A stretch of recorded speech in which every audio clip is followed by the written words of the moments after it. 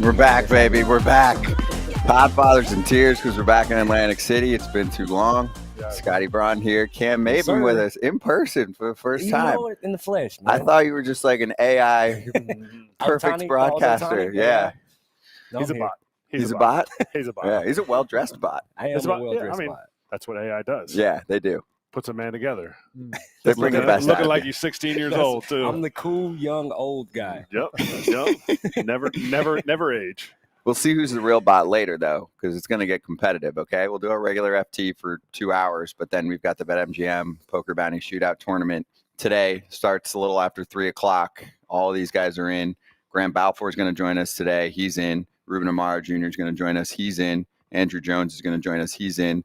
Dylan Betances, who you probably won't you probably miss him. He's just, kind of blends in with the crowd. He's like 6'8". Short.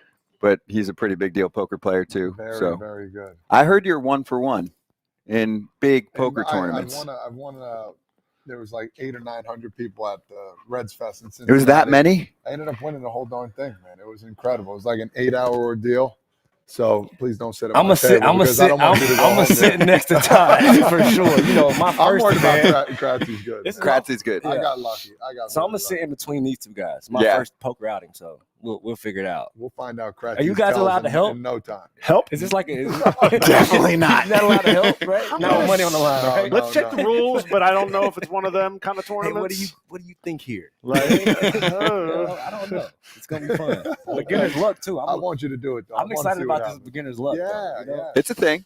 Yeah, it's a thing. 100% a thing. Exactly. So we'll see. We're going to play and talk about that in a little bit. Also, right off the jump here, we want to shout out one of our main sponsors for a long time now. And we did a little thing that's probably going to pop up on TikTok for Teaser. So do you want to reenact it?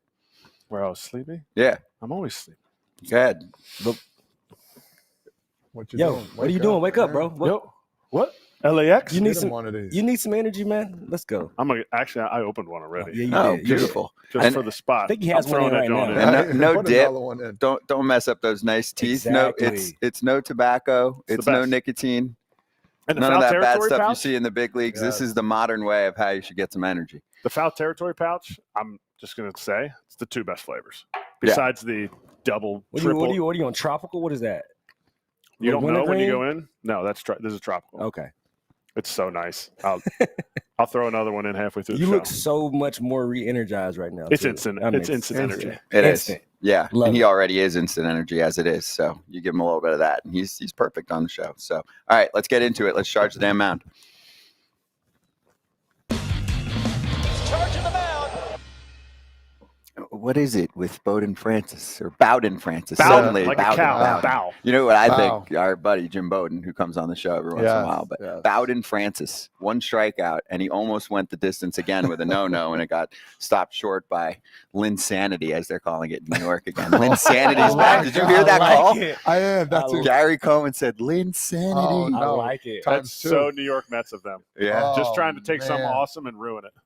It was like 12 years ago. It is Linsanity. I mean, don't rewash it. Don't rewash it like one of my shirts. You got to wear it one time, like Cam. Get rid of it. Yep. I'm not mad at it. I'm not mad at it. 1K. This guy has been dominant. Unreal. Francisco Lindor should be in talks about MVP if you want the truth. I'm not saying he is, but I'm saying he's right there. This dude he should. has been incredible. With no Ketel Marte going down, he has to be in the talks, but I mean, he's impressive. And he plays a solid shortstop. We know day in and day out, one of the best in the game. 100%. Linsanity, man, it works. I think it does. It works. Okay, just don't Mets it. Don't Mets it up. Just don't Mets it up. Don't Mets it up. I like that too. But this guy Bowden, man, I mean, we talked about this earlier on the phone, just pitching the contact. It's just incredible seeing a guy of his stature just go out there, and you saw Manaea, give him the great job in the dugout there. I mean, that's just respect. And the guy's just, I mean, he doesn't throw that hard. We know that. He's low 90s all day. I watched it back a couple times, and I couldn't believe 90-92, nothing straight, not that funky either, right? When you're watching it, it doesn't look like it's a super funky delivery. But I think for the most part, and Kratz, a year behind the plate, win the race to 2 strikes. I mean, the guy gets ahead. He pitches with a ton of confidence like he throws 98, 99. And I think that's a big part of it. Like, as a hitter, you guys know you can feel when a guy believed in this stuff and when he didn't believe in this stuff. And he believes in this stuff. And two of the hottest pitchers in baseball going at it. That was fun to watch. Yeah, and the Mets then pounded them. Once he was out of the game, they were like, oh, my gosh, we've been waiting forever. Francisco Alvarez, first pitch, homer, and they end up blowing them out. I mean, they were up 6-1. They win 6-2. And Kratzy, to think about this, when you see a guy out there pitching, those are one of those guys like, hey, this guy's going, this is what pays the mortgage. This guy throwing, and he just absolutely shoved against them. It's like, this is a dude you get 2 or 3 hits off. You leave without a couple knocks, you're like, damn, man, I just wasted a day. Yeah. Comfortable 0 for 3. Ooh. You look up and you're like, I just missed 3. Yeah, I know. I'll get him next time. Absolutely 3. right. But it's like a breather. Like, do you think he's as good if he played 10 years ago? Because it's a breather. Everybody that comes out is throwing a hunch, and this dude's like, nah, AWR. Like, hey, AWR, look it up. Curveballs, strikes, throwing strikes, 1 strikeout. There's so many analytics shows right now going, it'll never last. There's no way. Pissed off right now. There's no way. Two no-hitters into the ninth inning. Even some of the people I follow when I'm trying to make my locks and my picks, they're like, he's given up plenty of hard contact. This is all luck. It's not accepted. There was one good play to keep him in that no-hitter. Right. It wasn't like nonstop elite defense from the Blue Jays. Pop-ups. I mean, soft contact. You say a lot of, God, just missed that one. But let's not gloss over the fact that the Mets are not that great at hitting. This is going to come up at some point in the playoffs. They're just not stringing together a full game of hits. Well, they need to make sure they continue to get some ice for Francisco Lindor because he's putting the boys on his back. Yeah. Make sure you keep that back nice and loose because he has been a lot of their offense. You're right, Kratzy. So, but the pitching has been good. And what about Minaya? I mean, he's been phenomenal too. I think 12 of their last 14 they've won. I mean, so it's like it's a Mets magic there for sure. You mean Chris Sale? Yeah, he's pitching like that guy. Just drop the arm angle. That's it. Good combos. Just go ahead and drop it. Yeah. The fact that the dudes, when he first came up to big league camp in 2015 with the Royals, when I was with the Royals, I remember I was standing off to the side, 6 guys throw all at the same time, and he was one of them. And there was one pitch where everybody threw almost at the same time. I could see him like that much farther out than everybody else. The extension. I'll never forget that. His extension was incredible. So now to mix that extension out here, now it's just something hitters aren't used to seeing. And he's racking up punch-outs galore. I think yesterday the over was like 5.5.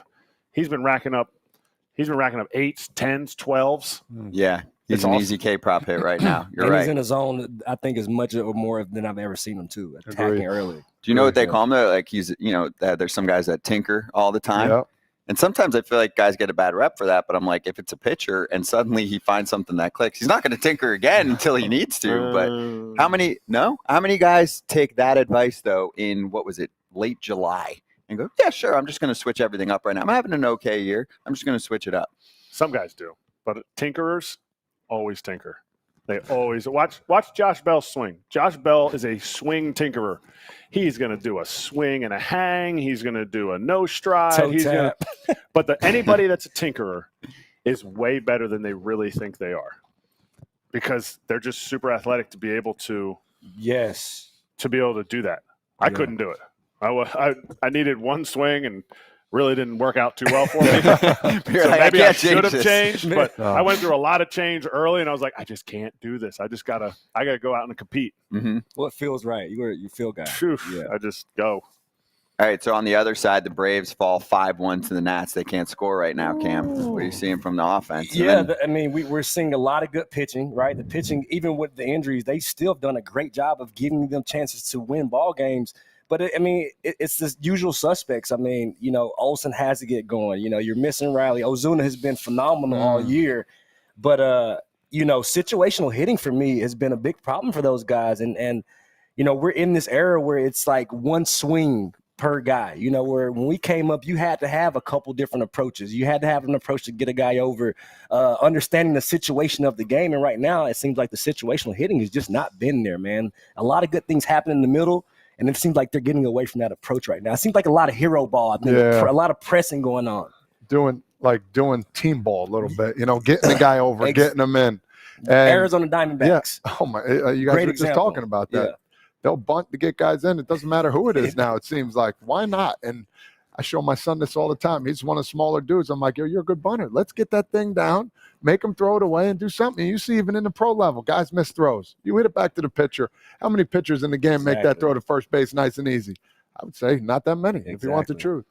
So, yeah, they need to figure it out. I mean, Ronaldo Lopez is down. I mean, that's a big one. Yeah. That was a huge acquisition in the offseason. That was like a sneaky kind of undercover, like the first one to kind of go. Remember we talked about that? Yeah. And now with the shoulder, MRI came back okay, but still, anytime you get an MRI in a pitcher, you're still going to worry. He didn't pitch that much for the last couple. I mean, innings-wise, he didn't pitch that much because he was in the bullpen, and they threw him in there. Do you think that matters? Because they were like, well, it's fine. He's a veteran. It'll be okay. He's wearing down a little bit. I mean, his velo is down. You're saying. I mean, he's bounced around in his career. So now, what has he done? 2 or 3 of the past few years. He's a reliever, right? He'd done the big innings workload in the past, but it had been a while. He came up as a prospect. Yeah, they're asking him to be a horse again. And he gave them everything he had. Sure. I'm not saying he's not coming back. Yeah. He's not coming back in this capacity. You don't think so? I don't think you're going. So 15 days. Yep. It's going to be on the IL. That puts us at September 27th. How many of Braves pitchers the last 2 years have come off the IL right into a playoff game and done well? Yeah. Hasn't worked out. Do you remember Strider? Any pitcher. Exactly. Strider. Against the Phillies. Remember that? Fried had the stomach thing, then the finger thing. Yeah. Like, if he comes back, go ahead and throw him in for 2 innings. Give him, if you're afraid Schwellenbach's going to give you only 5. Schwellenbach's been legit.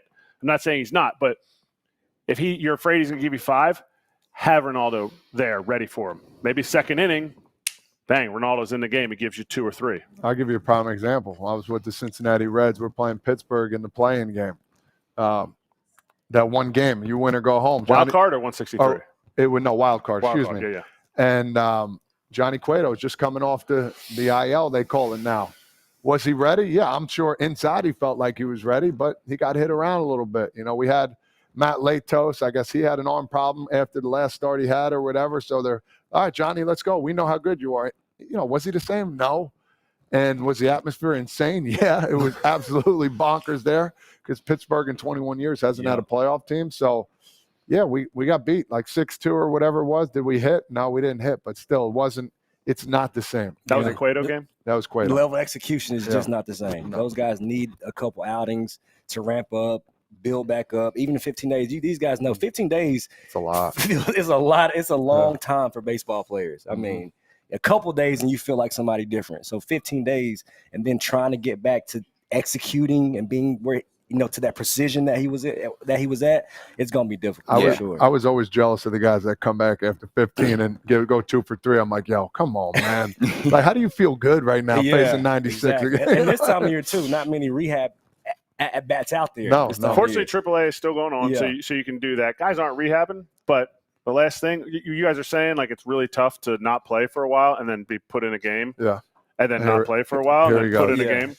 And then do you know what that's like? So explain this more. I don't know what this feels like. We're talking about the guy on the bump, though. You know what I mean? Oh, you're talking about pitchers, not hitters. Pitchers, not hitters. Yeah, it's easy. You're fine, dude. Every Sunday you see 98, and then you see it again next Sunday. We all fell in that at some point in our career. Yeah. I was in there the whole time. What are you talking about? Yeah. That was the norm. I stayed not playing. Hey, great teammate. You were good at that, though. You were very good at that. Great teammate. Well, here's the thing. As we cap it with the Braves, so they, entering yesterday, ranked first in like many of the pitching categories, and they might not make it. I mean, credit to them. This gets you to that point with all of those injuries, but tops in ERA and FIP and strikeouts, all that stuff. And they might not make it. They're a game back right now. All without Strider. Yeah. All without Fried for a minute. Yeah, exactly. No AJ Minter, no Riley, no Albies. Yeah. Like, go down the line. They have missed so many guys. Obviously, Acuna. So many teams have dealt with it. It's just every once in a while we'll talk on the show to somebody who's like, oh, we've dealt with a lot of injuries. I'm like, your team's had like 1 or 2 injuries. What are you talking about? You're not looking at the rest of the league. So the Braves have been up there right now. All right, we'll swing back in a couple minutes for the Bally's TV crowd to bring in Grant Belfour, who is going to join us in person, all in-person guests today on FT. We'll be right back.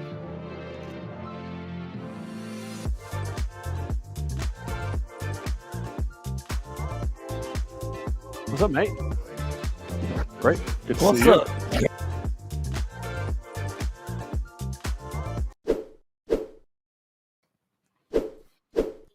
All right, here we go. FT, while we're getting ready for our next guest, we got a couple minutes here. Let's shout out our first sponsor, Vuori, a new perspective on performance apparel. Kratz, I know I'm a little far away from you, but I am bringing a little Vuori heat today for It's you. so nice. I'm so you don't jealous. have this one, do you? I don't have that one. I don't have that one. No, but No. You want me to get it for you? I need it. Okay. I need it. That is clean. That's a Early great color, Christmas too. present? Yeah. Great color. Matches your complexion. I like it. The The stripe. screen? Yeah. Actually, the other day, The other day, food poisoning my guy like 3 was- days ago. Oh, I'm my good God. now. You My want to guy switch was So you red. didn't even know the joke. You want but- to switch No, I'm seats? good. I'm I healthy was- now. I was I'm feeling a little healthy. queasy out there. I was wondering He why. got a bad roll, but the Vuori, John. Yeah, Like, that's nice. I'm telling you, That's it's. nice. I don't know if I can pull stripes off like you can, but You can. the Vuori, No, like he don't do the the strap. Vuori- Vuori Thin. shirts, are just like they just sit. They don't sit as nice as. I mean, I can't even look at Grant right now. I mean, Grant's coming on after the. I thought I He's was off I screen. thought I was in good. I thought I was Stop. doing well. Stop. You just skinny. I thought I was doing well. You just right? in The shape hair, skinny. everything. That's different. I mean, Grant's looking like he's missing a he's failing a test. Vuori makes exactly. Exactly. But Vuori makes me feel like Grant looks. So if you want to look like Grant when we come back on, there get you you go. some Vuori. yeah, gym, work, going out, the whole deal. Go check out the code. It's an investment in your happiness for FT fam. They're offering 20% off your first purchase. Get yourself some of the most comfortable and versatile clothing on the planet at VUORI.com/foul. That's Vuori.com/FOUL. Not just 20% off your first purchase, but also free shipping on any U.S. orders over $75 and free returns. Again, Vuori.com/foul, and discover the versatility of Vuori clothing. In about 30 seconds, we'll have Grant Belfour with us live on FT.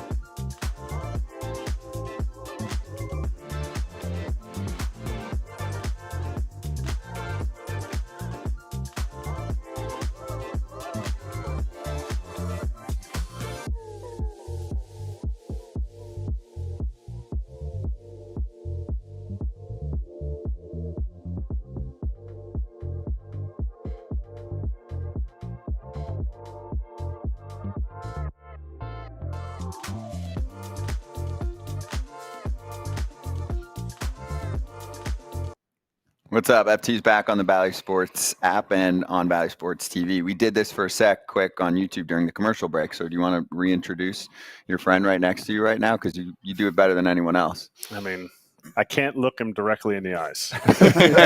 You can now. He's not going to throw at you. He's not but throwing that's not anymore. even, I'm not even worried about that now. That's not what I mean. It's completely changed. He was an absolute menace on the mound. Grant Belfour, historic closer for years with the A's.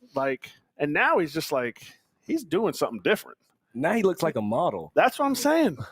What are you up to be doing? Pass the sauce around. Yeah, man. you're What's doing up? it right. Pass the secret sauce. We want it I don't too. know. Age is catching up with me. That's for sure. I can tell you the arm. I can't throw a baseball anymore, so I figure, hey, I get in the gym and just try to stay competitive in there and just watching the kids grow up and watching their sports and stuff like that. But you know how it is. You guys are playing ball for so many years. You just enjoy that competition still. You know what I mean? Absolutely. It doesn't go away. And whether it's here doing this and competing and joking and laughing or whatever it is, playing golf or something. So just staying busy and yeah. Do you ever reach that level that you reached when they played your song and I'm forgetting the song? I'm remembering you coming out of the pen. What was He the song? can tell you. Metallica, One by Metallica. That was I said just throw it on 4.5 minutes and just blare it up, just crank it. But, that got me fired up when I came out, and I know I was crazy out there on the field, and I know people look at me and think, man, that guy's a wild man. But I think I'm pretty tame off the field. It was just my mentality on the field and what I needed to zero in and what got me locked in on. That was kind of what it took. So, but wild is relative. Wild is relative. Where do you compare Australians and Americans? Australians are always way more wild. Where do you compare to the Australians? Are you on the tame Australian side, which is still way more wild than the Americans? I don't know. I've met a few Aussies that are pretty crazy. There's a couple guys there that were, yeah. I'm probably at the top tier, I suppose. But you're like you're like under Moylan, but ahead of Glenn Williams. Oh yeah. That sounds good. You can put me right there. I like that. Okay. There's been a few wild ones, but yeah, man, the Aussies. I don't know. We got that breed with rugby growing up, the mentality of sports.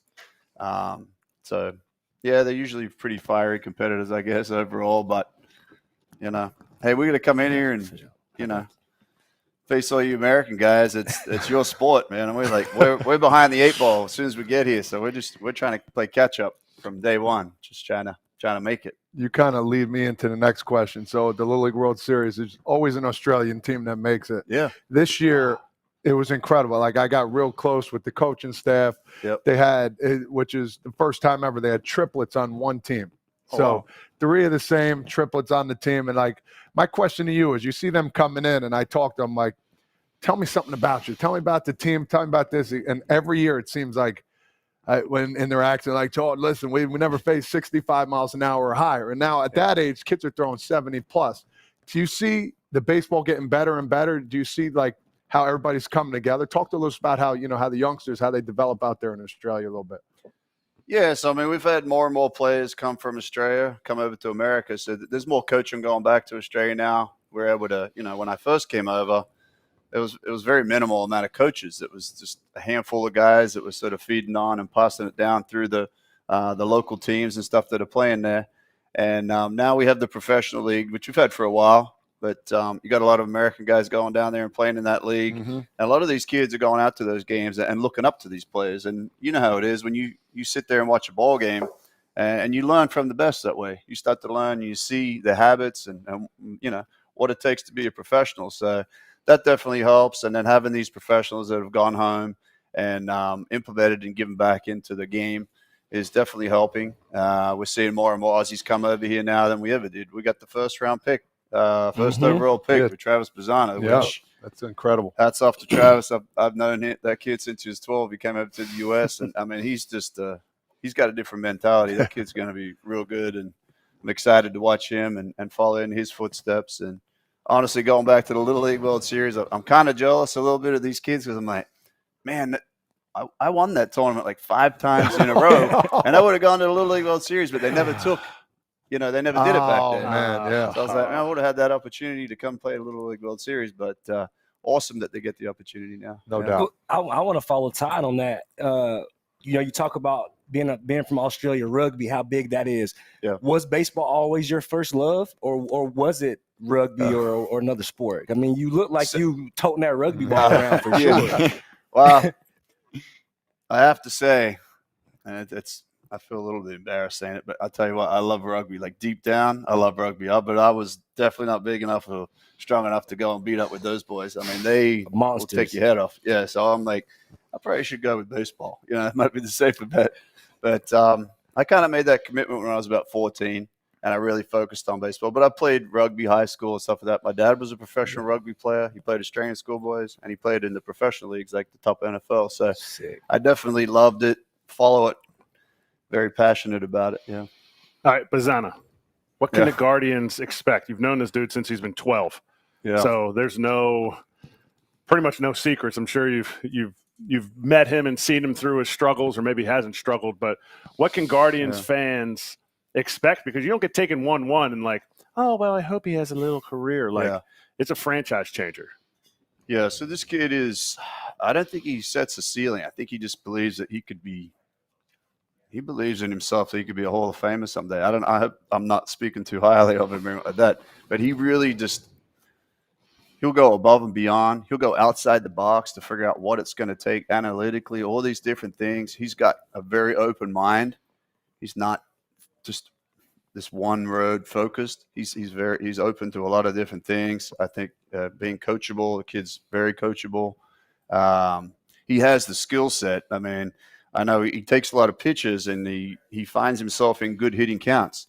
He doesn't swing at pitches outside the box. So then all of a sudden he's got this pitch to hit that's, going to be in the middle of the plate, which we all know is, well, not myself, but you guys know, is a lot easier to hit than something that's obviously breaking outside. So he's he's honed his skills. He's, I heard stories that when he came into college, he looked up on the board there in Oregon State, and he looked at the board and he looked at all the records. He's like, he told the coach, I'm gonna beat some of those records. The guy, and it sounds a little cocky, but he beat him. Yeah. I mean, the guy beat him. And sounds like belief. He believes in himself. He's confident in himself, and I hope he goes on with it and makes the most of it because he's a good one. When did you come across him? You said you saw him when he was 12. So he came over with Ryan Rollins Smith, the next gen that he has. He came over then, and I mean he was 12, and all the other kids were like 15. He was like two or 3 years. So he was younger. a prodigy. Yeah, I mean, and he's grown up with older brothers, and then he's just kind of playing stickball, kind of cricket in the backyard. This kid could have been a great cricket player in Australia.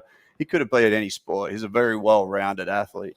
So, first got to see him then, and it was just kind of like, oh, who's this kid? Who's this young little kid? And it's like, man, he's keeping up with all the older kids, but he's a standout for sure. That's the beauty of baseball too. They come in all sizes and shapes. Oh, yeah. Because you look at him, you would.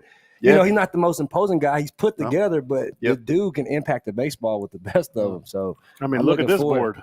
Talk about sizes and shapes. Like, look at Todd. Look at me. Look at you. Look like all dudes that played in the big leagues. It's a beautiful thing. All stars, and I got to play with you guys. So it's cool. I wasn't. I got to play with these guys you too. Didn't play, Let's you go. Man, I should have checked you should have checked the reference. Man, you got gypped 1 year. Something. All-star in our minds. Hey, there you go. There you go. Just felt like it. You know how that goes, though. I want to ask you this. I played for 10 different teams, and Kratzy, made some rounds as well. I always say the Yankees really had a real positive impact on how I started to look at the game. What organization, impacted you in a positive way as you came through where you thought, hey, these guys really gave me a nugget that really helped me take my game to another level? Who was that for you? Yeah, so I came up with the Twins, and first got to the big leagues when, it was a little tougher getting into the big leagues. The guys, they give you a little bit more of a hard time. It wasn't like you got all the opportunities earlier as it is now. So feeling comfortable, trying to feel comfortable early wasn't as easy as it is now. Yeah. So some ups and downs there, got some injuries, and then bounced around a little bit to get to where I did. But I would say the Rays, for sure, they got me there. They said, hey, man, you got an arm.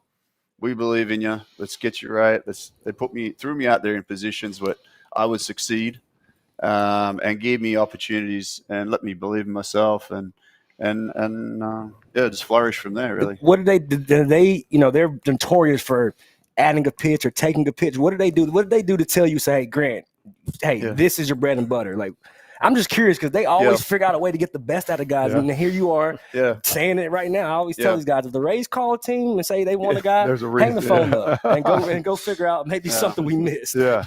But I think they love that high spin. I had the good spin, the spin rate and all that stuff that they get into nowadays. But back then, I think they liked that. The ball traveled. It got on the hitters, I guess, pretty good. But they said, hey, go out and use that. You know what I mean? Don't be afraid to use it. I to this day, I know it sounds crazy, but it's just one thing that sticks in my head. I think they told me at the end of the year, you threw 96% fastballs this 1 year in 2008 and like a 1-something ERA. And I was like, okay, I mean, I guess it works. But the next year, the funny thing was, they're like, that was probably a little too high. Let's pull it back. Let's pull it back a little bit. And I got whacked. So I was like, I don't know. I'm gonna keep throwing the speedball up there. Yeah, I just went at hitters, challenged them. And that was the way I did. I didn't have the greatest stuff. You know what I mean? It was just more of a mentality. And here it is, try to hit it and throw that slider off of it and go from there. Not many sliders. If you're throwing 96% fastball for a World Series team, 6. Yeah, it was crazy. But that's pretty decent. But we got to hit Oakland. Oakland. What's happening there? The news came out yesterday that they're going to be in Sacramento. We knew that. Yeah. Which sucks. 2 weeks. No more baseball in Oakland. Yeah. But they talked about the fact that there's going to be no playoff games in Sacramento. So how would you feel if you're on that team and they have to figure out where playoffs are going to be? You guys grind. This team that they're building is starting to play better. Yeah. They're not as good as the Astros yet, but they're building. They got young guys. And then you make the playoffs. You get home field advantage, and you got to go play somewhere else. Yeah, I mean, the whole scenario for me, I can't really get by it. I mean, the love for the fans that I got out there, the way that the love they gave to me, I try to give back to them. Obviously, the way we can do that is on the field and just perform and win ball games, because that's when they show up and that's when they're happy. The fans, you know what it's like if you're not winning. They're booing you, and they, that's just the way it is. I mean, we paid to play and paid to succeed. So I have a lot of love for those fans. I'm feel for those fans. I've worked with them in between this a little bit and gone out there and tried to promote some of the stuff they're doing, even though it's falling on deaf ears. But it's definitely tough knowing that they're going to Sacramento. I could probably sit here and say a lot more than I should. I definitely don't agree with it. Let them know. Facts. Yeah, I don't think MLB. Personally, I don't think they should have allowed it. But they're going to go and play in the AAA field. I can go back and tell you I didn't want Travis Bazzano to drop to 4 and go to Oakland. I said, man, that guy's going to make his debut in the AAA stadium. Like, that's brutal. That's brutal. Yeah. And it's like I'm glad he went where he did for many reasons. But it's going to be tough for a few years there for the fans, and then going out to Vegas. I know they're going to have a beautiful new stadium and whatnot, but for those people, they've lost a lot of sports out there, and it's become very tough. Yeah, and it's not just a season or whatever. During COVID, the Blue Jays had to play in Buffalo for a little bit of time, special circumstances to need in. This is going to be 3, probably 4 years of playing in a minor league park. There's only so much you can do there, to spruce it up. So it's going to get talked about a ton. The stadium with the Giants, right? Aren't they sharing it? Well, no, they're sharing. They're sharing it with the AAA team. The AAA team, with the AAA. Turf I in. did not know that though. That's bringing brutal. turf Yeah, the in. AAA team's not getting booted out. They're still playing their games too. brutal. So you're gonna Oakland's Can you gonna play a imagine lot of day Can you games. Imagine that surface. By the end of the season? 110 degrees out there. Players are gonna complain. No bueno. It's gonna be the about convenient. the clubhouse being in center field from memory back then. I don't know. They got to make some changes. Yeah. Brutal clubhouse. It'll Brutal. be like Toronto, the one when COVID hit in 2020. They're going to have to build some stuff out there. Yeah. They're saying they're going to build some stuff, but You can build whatever you want. No doubt. It's only going to get They're so not. much better. They're not rebuilding it, right? Exactly. They're not tearing it all down and doing it again. It's So not that you build it, they will come. Yeah. Exactly. and That they is- can't even play there. Yeah. They can't even Exactly. play there when they make the playoffs. Because I think this team's doing some things. yeah, they're They- gonna make. they are. They They're will make the competitive. playoffs sometime within the next 4 years. Tragic. They do look pretty good. I must admit, the second half. The first half, I was like, well, okay. I expected kind of what I was seeing. But the second half, I mean, they're pretty good. They Brent compete. Rooker just got his 100th RBI. They Yeah, that's compete. really Law good. Dog was Listen, after he got off with us, Law Dog has went crazy Yeah. since he came on Yeah. FT. That's right. I mean, Lawrence Butler is. so they legit. have some nice young pieces, man. Mhm. Like Mason, Miller in the back end. Kratz has done a great job. I think Kratz should get more credit too, with all the things that we're talking about, Yeah. all the things that they have to deal with. Kratz has been, I think, the guy for that job when you look at what they've been through. Yeah, I don't that's think they one could of have the- found a better guy. one of the toughest gigs to sure. run in the league. It's not just the tanking; you got to deal with everything else outside of it. all to So play a neutral site playoff game. Yeah, exactly. that's the big reward. Well, Stop. lastly, on your way out, you ready to battle these guys in some poker later? Jeez, I tell you what. I don't know what I'm up against today, but You had a little success yesterday, right? Just kind of getting warmed up. Downstairs, that was a little fun. Just but, a light warm up. Yeah, Yeah. no, I don't know what I'm up against, but I'm just here to have some fun and seeing you guys. It's been great, and I appreciate the invite. Yeah, and, of course. Just looking forward to it. Yeah, we'll go at it and we'll go battle and see what we can come up Sweet. with. Go all in. I'm Be- going be all the- in be the- firsthand. Stop. Be the Pushing it bully. all in. I want Grant to just give us like one hand where he's ninth inning prime Grant Balfour. If I'm at the final table, I'll do it. You'll do it. Final I need table. that If your face. head's up, you got to give I'll him go like heads just, up. He's talking about having fun. He's going to have the glasses on. The chair's going to be turned around. He's going to be sitting up like this. I was going to ask you guys. You All in. you put the stunners on, or No, what? not How me. you guys I go? brought my shades. Yeah. I brought my. Oh, I he's love got it. 18 You don't got pockets. intimidating he's got eyes. a lot. Those are intimidating eyes. Oh. Hey, hey, I'm gonna be right up there. wow. Wait, look at me. All right. Where you going? Crassy, how does that look? Stop it. Fucking aces, huh? Ty, can I play this hand? You'll be okay. He's not doing that. All right, we'll swing right back. Grant, great to see you. Thank you. We'll hang later. Thanks, guys. All right, Grant Balfour with us. We'll be right back on MT.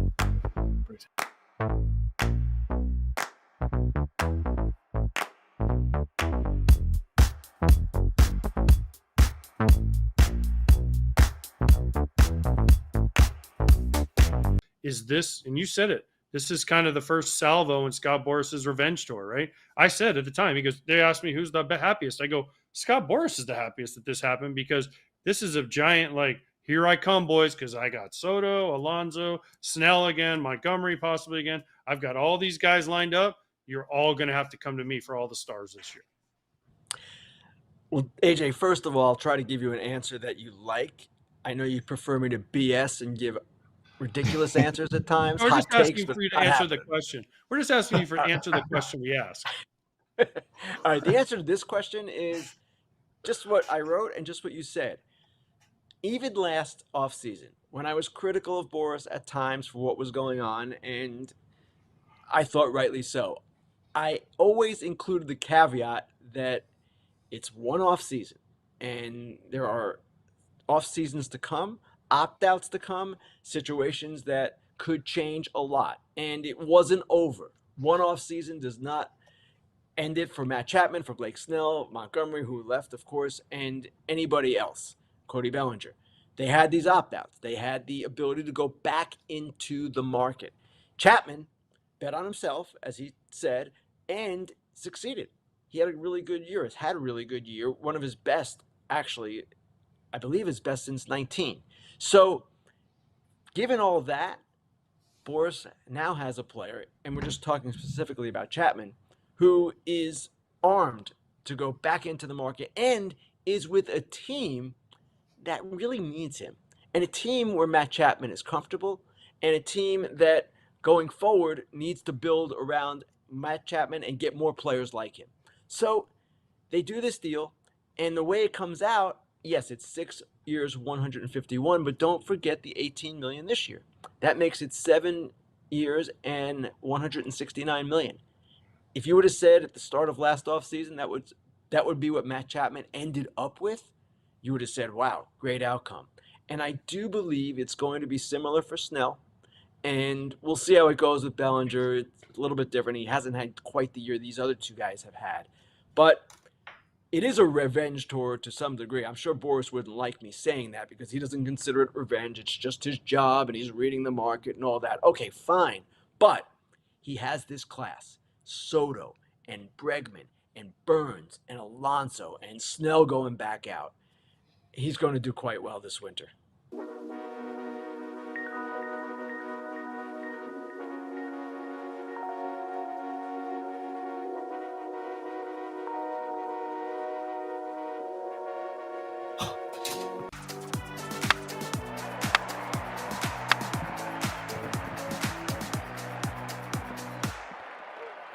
Better than box scores. Let's go over some games from yesterday. Dodgers-Cubs was a fun series.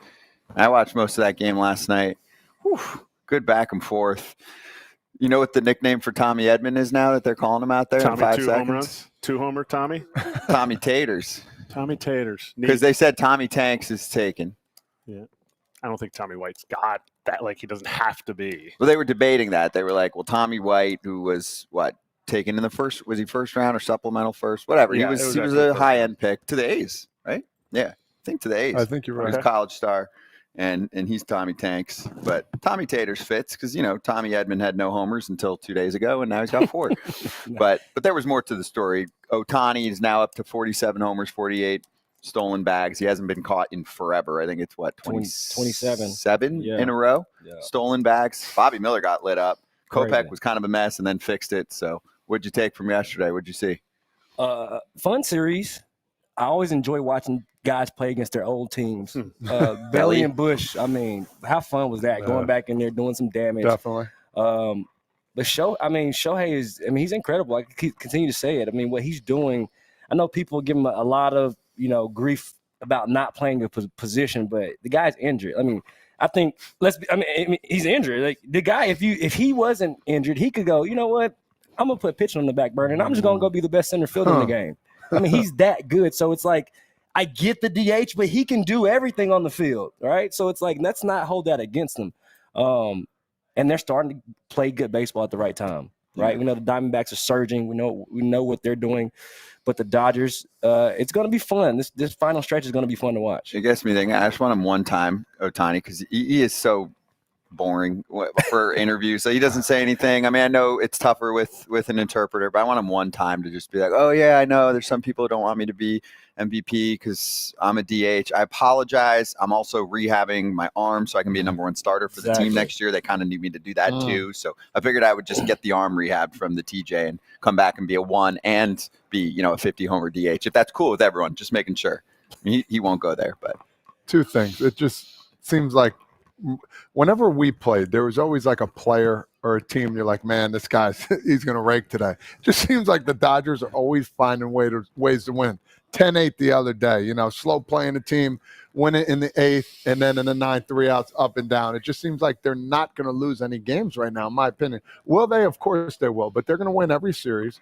They're going to go out there with guys that are injured, and guess what? They've been just doing it. And number 2, that home run at Ohtani hit yesterday, that one wasn't a majestic shot like we're seeing. That ball got out in like 3 seconds. Lefty. Oh, my goodness. Doesn't matter who he's facing, lefty or righty. Yeah, going down 2-0 in the first, too. Come on, man. He said, it's okay. It's okay, man. Hop on. Yes. October's coming. This lineup he scared me. I didn't know he was going to say. He's never played in the playoffs, Ohtani. So this lineup hasn't had success in the playoffs. Yeah. This lineup is added Ohtani, who has never played in the playoffs. And this pitching staff is struggle bus city right now. Yamamoto's back, absolutely. So that's 4 innings. You got to win a 5-game series. You got to figure out how to get 27 outs 3 times. How are they going to do that? Because playoffs, you're not facing the number 3 guy out of the bullpen. You're facing 1, next guy 1, next guy 1. That's what it's about, like where they got to be. You're saying Yamamoto 4 innings? That's it? No, I mean he's going to be built up 4 innings. Yeah, I got you. I was going to give you 6. He's going to be just 6 fine. or 7. Yeah, he's going to build up. He's got no mileage. He's barely pitched this year. So he's fresh. He's fresh. You're saying he's fresh? He's fresh. Playing in Japan too with all that crowd noise and everything. I think that plays here. Call me crazy. People might say, "Oh, it's totally different." I don't think it's different. I think is he going to be good? I think he's going to be great. I think he's going to be good because off-speed plays in the postseason. Yeah. It's off-speed galore. He's going to do that. Look at what Masa did in off-season, postseason. Tanaka. Masahiro Tanaka was filthy in the playoffs. He was like, you go back and look at his postseason numbers, you're going to be like, And to me, I think giving him $300 million, if his ceiling is Masa, I said it the other day, if his ceiling is Masahiro Tanaka, maybe they overpaid. But if he gives them what Masa gave them in the playoffs, he's going to be nasty. But who else is going to start for him? Yeah, that's the question. The rest of the rotation. I'm hoping Glass now is back soon for them. So are they. You can't hope. What did we just talk about the Braves? Flaherty's great. Nobody wanted him. Yeah. It's the weirdest thing. Nobody wanted that. Something going on. At the trade deadline, going on. Team's messed up. Yeah, he's got a chip on his shoulder. Fine. Team's messed up. And it's a free agent year for him. Yeah. Just saying. The fact that teams were so worried about him. I get it if you're signing a guy for 7 years. It was for 2 months. What are you worried about? Like, what's the worst that happens? Back, right? Yeah. It was the back, the worst that happens, it doesn't work out. I feel like, okay, if I can give you a potential number one starter, but he could have a back issue, would you take it and you're a contender and you need it? Aren't you taking that risk? I get it. You got to give up prospects for it, but they didn't give up a ton. Exactly. You look at their and list. You're picking him up for October. Yeah. And that's what I think they missed. I think they were thinking about the season instead of thinking about the end. Overall, of the no, season. we're worried about championship. Exactly. Yeah. Yeah. The Dodgers were not. No, right. Exactly. Dodgers are October. They play the whole year for October. That's what they're thinking because they know they got to get over the hump. So. And I do also still think, just to add, I also think, we talked about the struggles that this offense has had in the playoffs. I think this is a better offense, though. I think this offense is much better. With Ohtani? With Ohtani. But the bottom half got better, too. Tommy, Lux is hitting. Absolutely. I think this lineup can find a way to manufacture runs better than they have in the past. Mm-hmm. Instead of just being Mookie and Freddie being the focal point of the offense. I think they have a lot more pieces. So I think, pitching is the question mark, but I think the lineup will be fine. Yep. I'm with you. All right, we'll go over some more games later. We'll come back with Ruben Amaro Jr. joining us, the star, one of the stars of the Phillies Show. If I say the star, the other two are going to text me and be mad at me. Most definitely. We'll be right back. Yeah.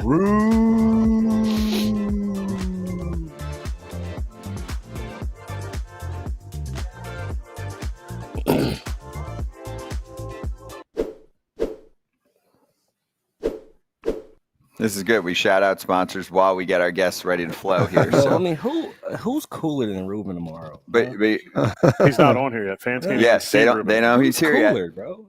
Nobody's. They sense him though. But what I can get from Mr. Maybin here is a shout out to HelloFresh. Didn't you get some? What did I get? Some ingredients Ran that you through it already. chefed up? I think I need a re-up. I think you do too. You look like you ain't eating nothing. Hey, a little re-up, man. It's there. 3% body fat over here. What are we talking One about, time. man? Get a second It's an helping. XL, man. Hey, even if you don't need a second re-up, helping. you get a re-up. You know what I mean? Farm fresh, pre-portioned ingredients, America's #1 meal kit. Yeah, you got some of those ingredients. Fire. You picked out your meal online. Oh, yeah. Ingredients come through. Cooked it up. Was it Quick. you? Did you cook them up? Of course. Yeah. Yeah, my wife. You got the skills? Yeah, my wife she cooks. So when that came from me, she's like, "Yeah, you do that. That's your job." This is the one with the this is the one. that's for pre-portioned you. ingredients, the directions. And I'm This is you. you gonna feed me. His wife is an artist. Yeah. She got the color by numbers for this. Oh, meal. Like, Jesus. Here we go. okay. Thank you for the Yeah. chicken. Yes. Cut it. Put the cilantro on it. Oh, So Jesus. saying, Walk me through it. It's okay. and was it man. delicious? It No was problem. phenomenal. Ugh, good for you. You make me hungry. Perfect. I love that. So if life gets busy, this is the way to go. And you can use the code, of course, from FT. So make sure you head over to HelloFresh.com/freeFT, FREEFT, and you can get yourself what Kratz likes to call free breakfast for life. For life. One free breakfast item per box while subscription is active. That's free breakfast for life just by going to HelloFresh.com/freeFT. Give it a shot. You get to the end to the cart and you're like, wow, that's it for my first box. Give it a shot. We'll be right back with Ruben Amaro Jr. talking Phillies.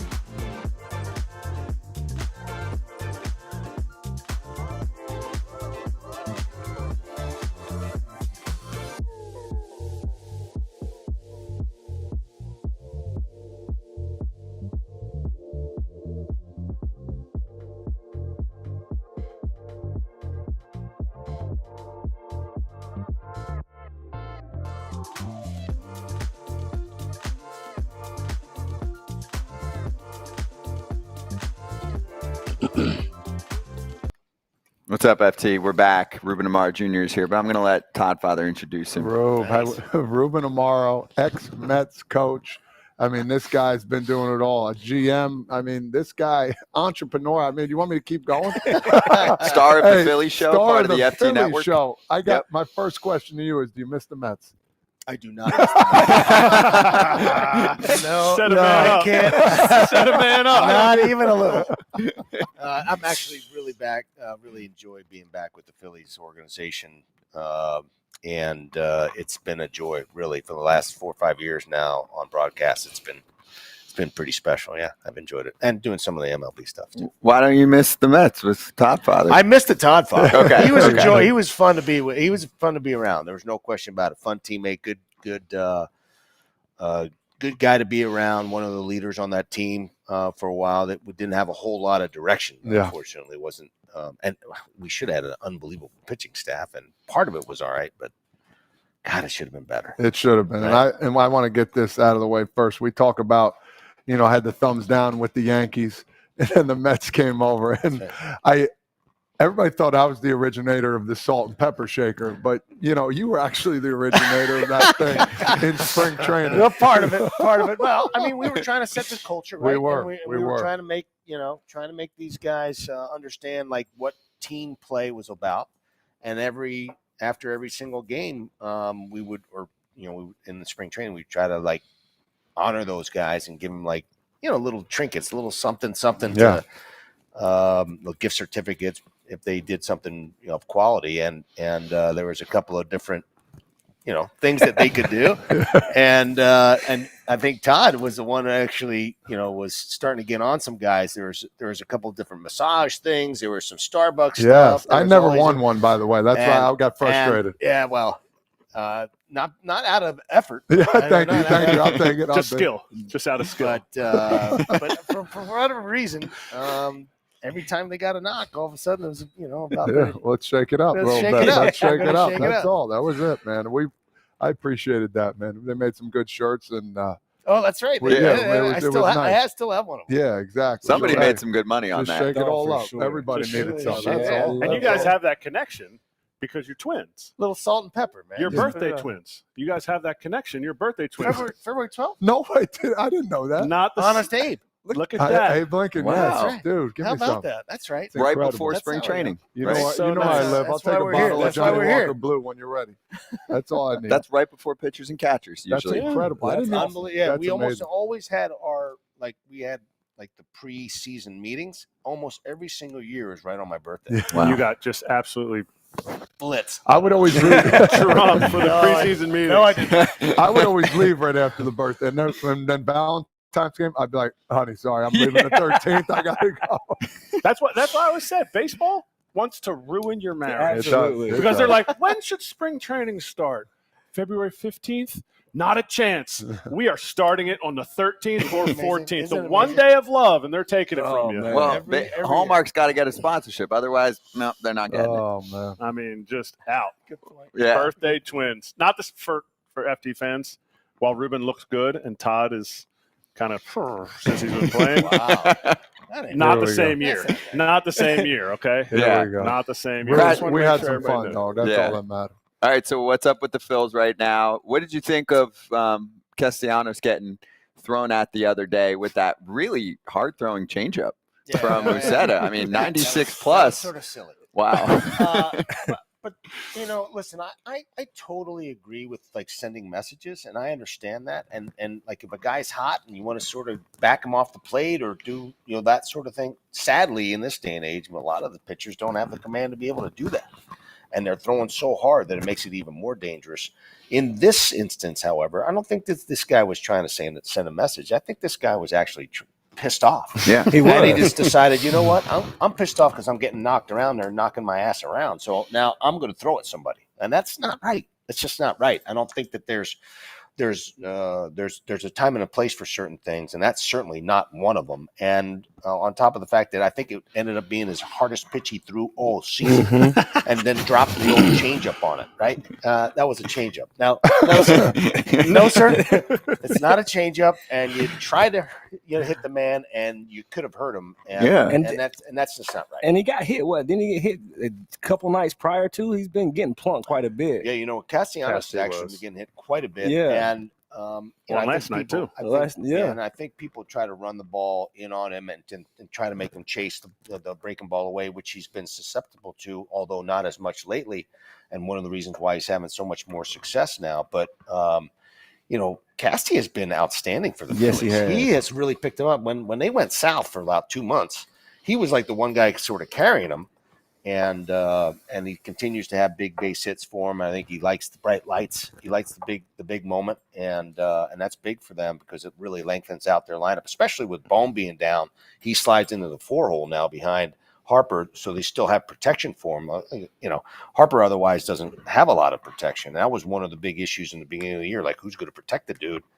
And Alec Bohm ended up having a great start to the season, so that helped. But then when Boehmer went down, Casti just slid in there and helped to protect. Obviously, and you've been there, and you guys have all been there. Like, if you don't have anybody hitting behind you, you're not going to get a lot of pitches. And right now, that's one of the reasons why I think Harp's getting having a lot of success too, because he's getting pitches to hit. Now, I want to stay on that topic because this time of year, I argue that Philly might have the best fans in baseball, especially this time of year, right? The way they rally behind their team. You see I think they're opening up the gates 2 hours early to get fans in the building. Like they understand it. They understand how to get the fans involved. A moment like that, I looked at it also as you're about to get these guys to rally together, because the way these guys rally behind each other, you can really see how close these guys, those guys are. Do you think that's going to help them going down the final stretch of the season to just give them a little boost of energy with no JT, who will be back, no Alec? I think, what do you think about that? Yeah, I think it's a very close-knit team as it is, and I think this makes it even that much more close-knit just because I know that this is one of those teams, even though they've come from like a lot of different organizations, a lot of these guys, typically when you have this kind of camaraderie in the team, it comes from like the core players that come through the system. In this case, it's guys that came from outside the system. I mean, you got Schwarber, you got JT, they're all free agent guys, and they, Dombrowski and others who are not all free agent, but from other organizations. The fact that these guys have galvanized and really become really close is a credit to the front offices. It's a credit to Rob Thompson as the manager. I think it's a credit to the players themselves because they genuinely like being around each other on and off the field, whether they're golfing or they're having a beverage or whatever the case may be. I think that they really enjoy like just being around each other, and these kind of moments I think help sort of galvanize things because like if it's like you're messing with one of your own, like it's one of your family. I'm not going to mess with my family because I got 26, 28, 30 other guys at my who have my back. And I think that's an important element what the Phillies have brought to the table pretty much all year long and in the last couple of years. Yeah, I think they've done a great job. No staff of character. They've done a good job of bringing in the right. You said it when you came up here. How's the personalities? Yeah.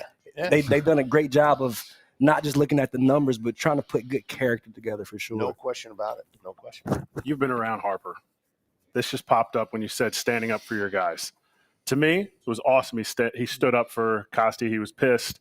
He was out at second base on that play. He said after the game, though, had he turned around, things would have been different.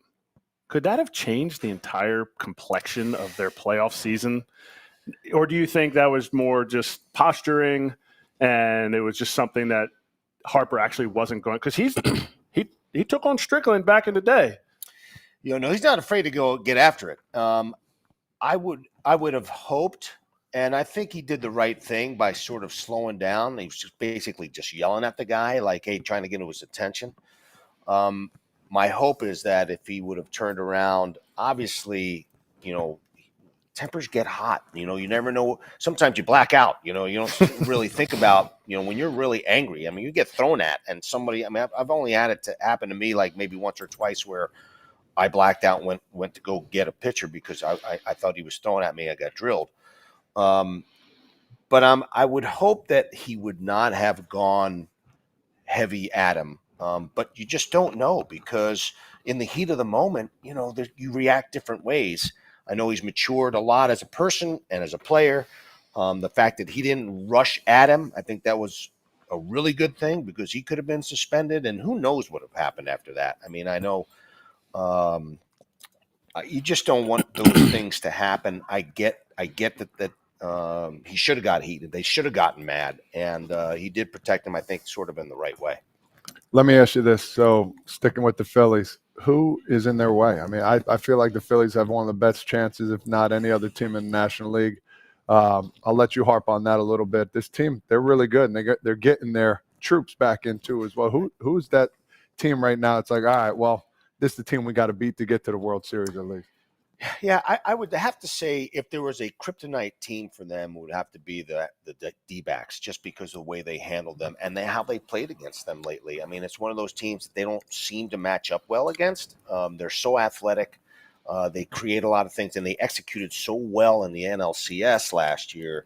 They sort of know how to get them out, and that's been a little bit of a kryptonite for them. But I do believe this in my heart of hearts that the Phillies are – pound for pound and player for player, probably the most complete team. Just when you start thinking about all the pieces, like everybody's got warts, right? Everybody's got, no team is perfect. But I do believe that this team has enough overall talent, position by position, to be a World Series champion. It's just really a matter of whether they can play the best baseball they can at the right time. I mean, we all have seen it. Some of the best teams in baseball don't get there, and it's really about execution, a lot of luck, and really, having somehow getting enough pitching to make the ball roll the right way for you. All right, they have 16 more games left. There is concern about Schwarber's elbow. There's concern about Bohm coming back, JT coming back, Harper's wrist. If you watch games, you see his swings kind of he's hitting the ball well. He's not driving it. Right. Of those 4 injuries, if one does not heal up completely, which is the most concerning? To me, it's JT. It's always a catcher. I think the catching position, and I'm sure you would say this, it's probably the most important position on the field. I believe they could probably survive with 1 or 2 of the guys not being around, but JT is just too damn important. He brings so much to the table as a leader. He brings so much to the table. He's grown in leaps and bounds since I've seen him in Miami, and just calling a game and running a game. I know he's always been like a hard ass and like a tough guy and all that, and a great athlete, but he's become a better and better catcher over the years, just handling the pitching staff, doing all the other things that are necessary to carry the team. And I know Harper's an important guy. I know Schwarber's super important as well at the leadoff spot. But if I was going to lose one guy or not want to lose one guy, it'd be JT for me. Mm-hmm. Love it. I got one more for you. Do you feel, I'm going to simplify the question for myself, really. Do you feel like some front offices are too calculated and nerdy these days? Because you're part of an organization that has one of the legendary gunslingers in a front office, and he's been doing it for a long time. And I feel like he's not the only one, but he is a part of the GMs that run laps around others who try to sound smart and say the same terms over and over again. And it really works for a few, right? That they all look up to, like an Andrew Friedman is brilliant, and he's done a great job in multiple spots. But there are many that talk like him, and they're not that good. They don't walk the walk. Yeah, you're sort of teeing it up for me. My issue with baseball, just in general, is that we've forgotten the true fundamentals of the game. What is the most important thing? Pitching, running the bases properly, and catching the baseball. If you can do those 3 things well, I think that you have a chance to win pretty much every single night. And your talent level obviously is going to be different with each team. But I just feel like the actual fundamentals of the game, those never go away. They're pillars, right? And those are the most important pieces of it. And my feeling is, if you really wanted to be a great GM or front office man right now, go back to those, because you're going to compete every single day. You can slice the numbers up as much as you want, but if you can do those 3 things well, consistently, you got a chance to be, really, you can have a chance to compete every single day.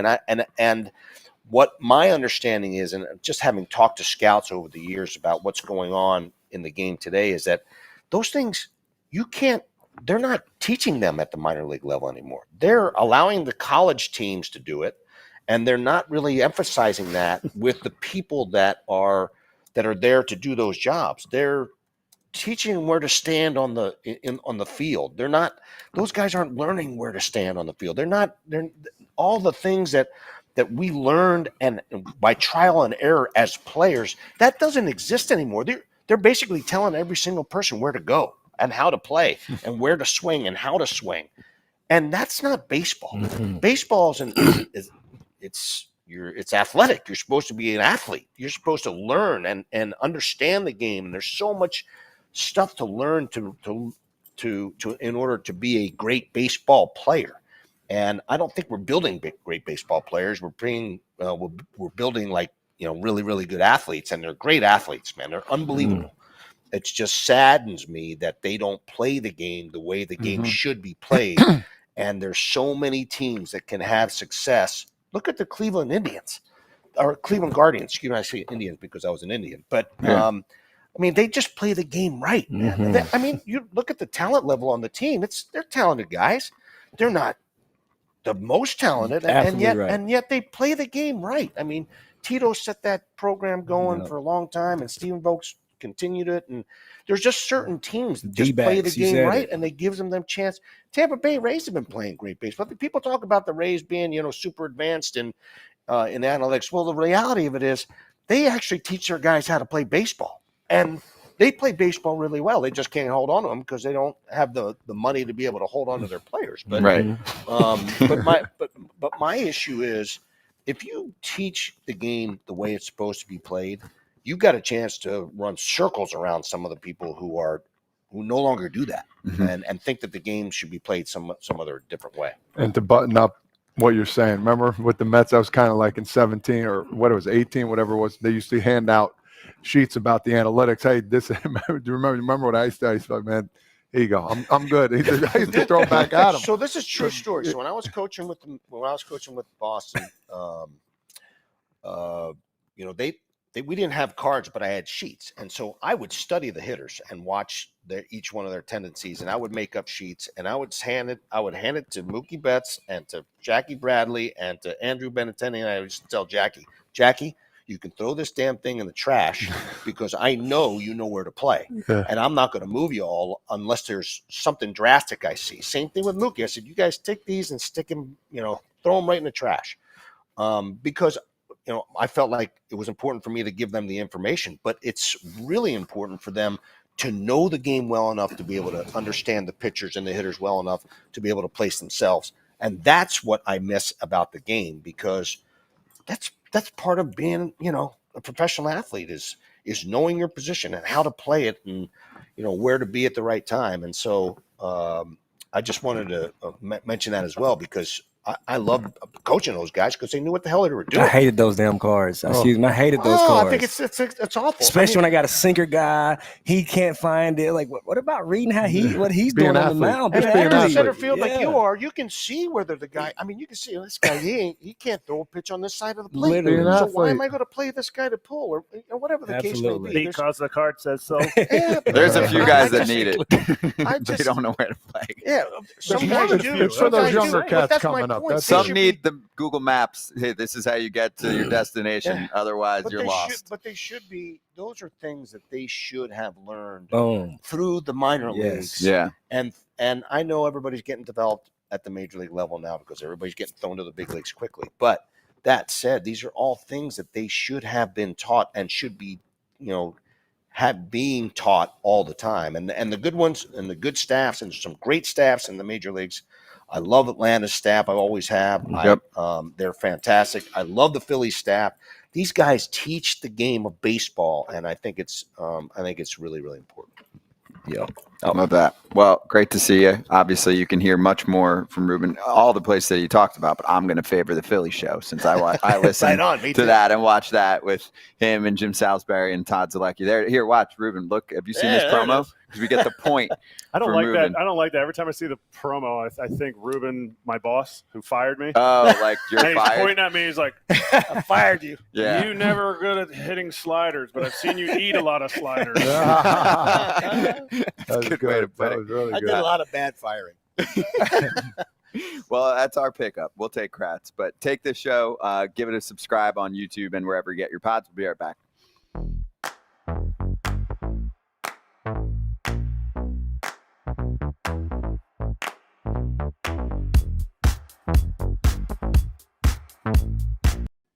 First off, I wouldn't totally rule out the Tigers just yet.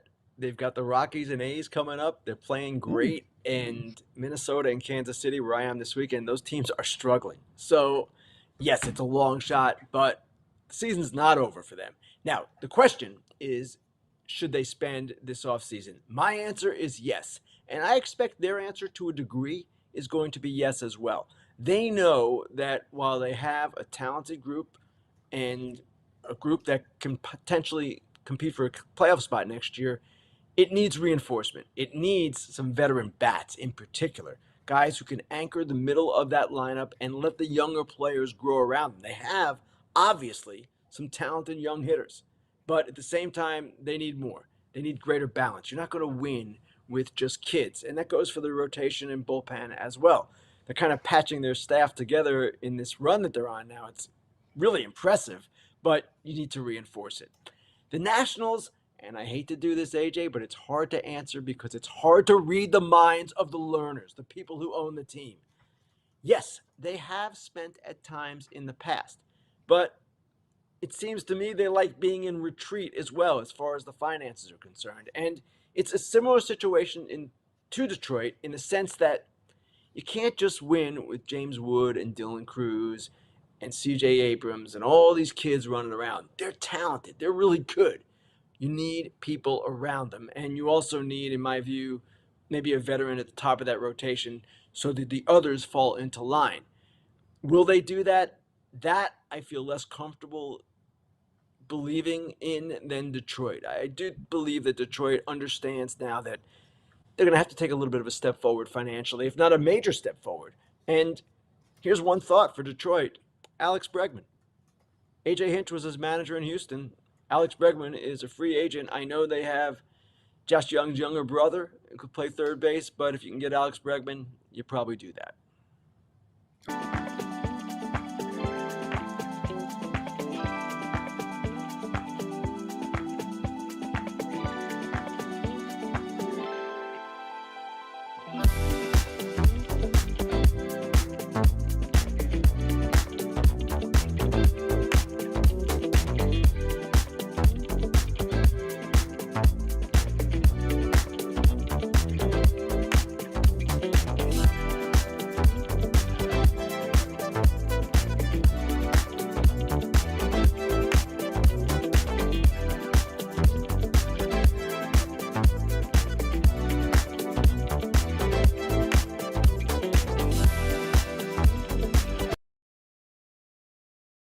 Leadoff newsletter, fresh one this morning.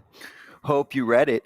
Scan the QR code on your screen. It's a QR code, Todd. QR. Oh, it's my Okay, you take this way. You do. You take your phone and you put it on camera mode, like you're taking a picture, right? Just don't take it of yourself. This time you take it on the screen. There's a code, and then it takes you to a website. No, you don't take it of cam.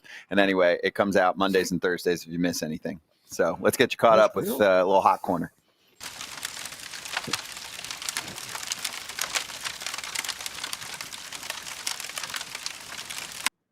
All right, this is all you guys because you cover a lot of Yanks. Yeah, I watch it. Both of you. You know Jazzy Fresh a little bit. Yes, right? sir. Yeah. All right, so Jazzy. you Like two that. take it away here. Jazz, this was his first walk-off, apparently. That's incredible. Yeah. They walk Judge.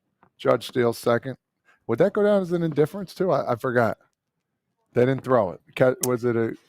It depends. I hate that rule, by the way. I You want to don't just mean get to the jump. swipe. If he goes a second and steals it, you don't want to throw? That's still a steal to me. Oh. Yeah, No, I that's something agree. I agree. Hold No, up. no, Hold forget. up. I don't mean to Yes, jump on this I topic. It agree. just came to me. That's a steal, brother. He stole the base whether you threw it or not. But then That's it counts ridiculous. against his ledger, right? That's his own fault for not Exactly. throwing it. Throw Not the- my fault throw you the want to make the ball. play. I Anyway, agree. let's go back to Jazz. Yeah, good for him. I mean, what a play. Bobby Witt, what a play, though, by the way. The dive he made. Dude. Ooh, if He's trying to win an MVP. If Bro, he if threw he- that like on the line, he gets him out at home. Dude, that is one of the best plays you ever seen. I mean, I that dude agree. that was fun to watch. No, but good for Jazz, man. He's You been know, swinging it he's since he's been put on those doing well. pinstripes. Again, I said it early, and I'm glad that they got over the Yankees, got over whatever was out there about Jazz, because certain guys, they perform, right? Certain guys are built for that atmosphere. He's one of those guys, right? And he has done nothing but embrace the moment. Put me wherever you want me, wherever you want to put me on the diamond. I'll do the best I can. And he's bringing that spark. They desperately needed that spark. Yeah, exactly. Desperately needed that spark. And he looked smooth at third, Oh, too. He made some plays, boy, not yesterday. thinking about it at No, all. no, Just fluid. That's it. He's going to make himself some money if he shows Oh, that my versatility goodness. when he gets to free agency. I know he's still a couple of years away, but that was the whole storyline. I forgot about it for a while, but Gleyber Torres didn't want to move, and that's okay. I mean, he's struggling this season for most of the year. He was right, Yeah, but he's coming on now. then Jazz comes in here. Yeah, I know he's Moving coming to the on now. leadoff spot was huge too. Yeah. I Yeah, agree. but Jazz comes in. He's like, "Yeah, I'll play wherever you want. It's fine." Yep. I mean, he does seem like he's genuinely having a great time. Miami was really, I mean, I know he came from the Arizona org initially, but Miami was really the only place he knew, right? He came up to a team that didn't have that much leadership. It's mostly been a bad team down there. They've gone through a billion coaching and front office changes and all that. And then it's like, hey, welcome to New York. We've had the same manager for a while. We've had the same GM since before you were born. Like it's all there for you in a very different structure. And I feel like he's thriving off that. Plus, in New York, he said in the 8th inning, I think he said yesterday, he felt playoff vibes from the crowd, and he's like, that's really cool to me. I'm thriving off of that. You guys feel like he was doing a little too much in Miami? Like he felt like he had to be something that maybe detracted from his baseball a little bit? He's had a good career. He's having a great career, short career in New York so far. You think you felt like he was doing, as the kids say, doing too much? Yeah. In the sense that, like, oh, he's got to be this, he's got to be that, he's got to be hip, he's got to be on the cover of, MLB The Show, and then you work in all that extra stuff, and it's like, we also need you to be the best player.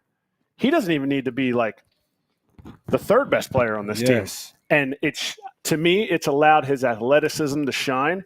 He doesn't look fluid over at third base, but he makes the plays.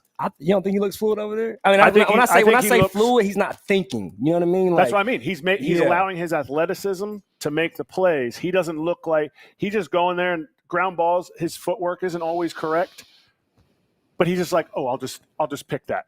I'll just scoop that. So when he makes an error, people are gonna be like, oh, he's terrible. He's not. To me, I think whether Gleyber thought of this or not, because he got kind of roasted for not being a team guy, the team is better with Jazz at third and Gleyber at second, because Jazz plays a little bit more athletic and Gleyber is comfortable at second. Mm-hmm. So whether it's the best for Jazz or the best for Gleyber, it doesn't matter. It's the best for the 9 guys that are out there. And I think he is better because he doesn't have to be what Judge is. He doesn't have to be what Soto is if Judge isn't for this last 12 to 14 games. Yeah, and I think, honestly, and I want to say for them kids out there, understand when you go to a different team, you see it all the time in travel baseball. And when you go to high school, when you go to intermediate and everywhere else, your role is to be a team player. And he doesn't care where he hits. He doesn't care where he plays. They're not going to put him at catcher because he doesn't catch. But, hey, put me in that position. Watch what I do. So for them young kids out there, understand that you got a professional baseball player saying that, listen, put me wherever you want. I just want to win. Man, I wish that would happen a lot more nowadays, but you don't see that too often. When you cover the games, there's an expectation when you put on those pinstripes. Yes. And I think he's the type of guy who needed that type of accountability from a fan base, right? That fan base is not going to let you do too much or let you do the most. Like, you have to kind of humble yourself, because if you don't, they will. And I think, like you said, him not having to be the guy has been tremendous for him. Like you said, and I remember hitting in that lineup in 19, and I would hit like 6th or 7th, and I remember thinking, when they get to me, they look exhausted. You know what I mean? Booney tried to move. No, leave me right there because I don't have to do that much. And I think that's what you're saying. There's a sense of like, he can just be a piece of the puzzle, and that's a really good piece of the puzzle to have. So how do you get the most out of every one of your guys? Absolutely. And if you're not stretching them thin, trying to make them be who they're not, Gleyber has a good eye. Gleyber can put together good at-bats. Put him in a place where he knows he's going to get the ball right down the middle. And you know what happens? And you become more aggressive and you start taking those pitches. He's been walking the last week. Yeah. He's been walking more in front of Soto and Judge. There you go. Exactly. Like, that's great for the Yankees. And to add to your point, I know it was a lot that went into that whole Gleyber statement, but I know Gleyber. Gleyber is a team guy. He is his teammates love him. I think it was taken out of context a little bit because you said, he knows that he's not comfortable at third. Why would you put a guy somewhere where he's not comfortable at the highest level? We're talking about the Yankees. Yeah. If he's not comfortable at third, I don't want him at third base. Yeah, but the argument is Jazz isn't comfortable at third. He's never played there. He never said that. We assume he isn't comfortable at third. Right. Jazz has never said, hey, I'm not comfortable at third. We just assume because we haven't seen him play third, he's going to be uncomfortable. Jazz is like, let me answer that question. Yeah, because my hands still work. You know what I mean? So, who's more athletic? Who's more athletic? Oh, Jazz. It's not even a question. Yeah, by far. If somebody's going to play a position that they're not comfortable with, if we agree that they're both not comfortable, but what Cam said is spot on. Jazz never came out and said, I'm not comfortable. He's like, I want to go play. You have the more athletic person go and say, I need you to figure it out. Yep. And don't forget Soto and Judge, top 2 guys on base percentage this year. So just get on base. Just get on base. Exactly. They're scoring a run every. We talk about. Shout out to Austin Wells too. What are they called? The Nerfies? No first. Well, Nerfy. They've been getting one run consistently now for a long time. Yeah, don't Nerfy the Yankees. No. Don't think. Shout out to Austin Wells, who has really been a 4-hole hitter for the Yankees. I mean, right? Oh. Rookie of the year? Goosebumps. Yeah, rookie of the year. I agree. Yeah. We had him on the other day. All right, let's get to the Red Sox and the Orioles. Tyler O'Neill, walk-off 3-run homer. Bottom 10 with the team down a run. This is a huge series for the Red Sox. They've been playing They're horrible. only 4 games out, man. Yeah. This is it. This is my opinion right here. This is their Their season, year. right? Gotta Make or sweep- break. Yeah. Got to Make or sweep break. Minnesota, though. That's the whole thing. When they play the Twins, they got to sweep them. I know Well, there's still a ways to go, but But they got the Yankees now.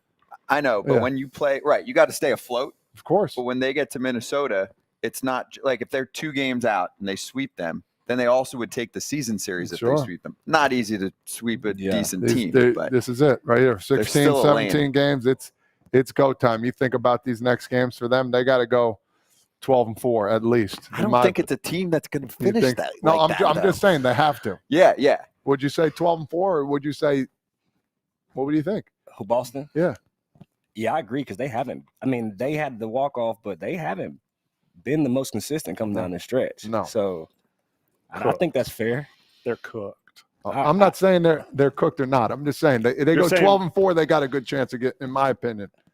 You're chasing playoff teams. You're not chasing the White Sox. Yeah, and They're you're- chasing playoff teams who are going to go 16 games. They're going to go 9-7. Now you got to go 13-3 to catch them. Like Well, 4 and those games young arms is are getting too tired. much. They're It's starting to too hit the wall. much. I'm not too. saying they'll do it. I'm saying boys- that's There's a what they chance. have. There's to a do. chance. It's Exactly. cooked, and they are going to They're not do cooked. I'm not saying they're cooked right everything now. they can Let's see after this this series. series. Yeah, let's This see. series, and then they're going to go into the Minnesota series, which is the one that Scotty was exactly correct. That's the one. Scotty Yeah. doesn't know. Scotty does know in this situation. You know They're what? gonna Scotty be just wants. exhausted. I want a playoff vibe in September. Exactly. And that's what you get with a series like that. Oh yeah. If they have to, if they Devers needs figure to out, shape it up right now. if Yeah. they figure out how to Yep. get their bullpen out of the game against the Yankees, like they're going to give up like 7 runs a game in the bullpen by the end of this series. Let's say they win. Let's say they win all 4 against the Yankees. They're going to be exhausted. Yeah. It's They're going gonna to take need a You lot. don't think Every- everybody's exhausted right now? We're in No. September, dog. No. Oh, come on. Watch the teams. Stop. No, Watch the no teams. chance. This pitching staff. Nobody Everybody's in the bullpen. tired right now. The phone rings in the Boston bullpen. They're like, loo, loo, loo, loo, loo. The only person that's answering is Jansen. Kenley's like, I'll go, Poppy. Yeah. And he's like, let me go. I'll I'll give you I'll go 4. I'll pitch. give you 4 outs. Yeah. Everyone else is like, I'm busy. Dudes are locking themselves in the bathroom. bathroom. And so if Oh, that good. changes, if dudes step up and start pitching well and not coughing up leads for their starters, who have still continued to do okay. Yeah. It's not as great in the Yeah, second half yeah, as it right. was in the first half, but the first half was historic. Yeah.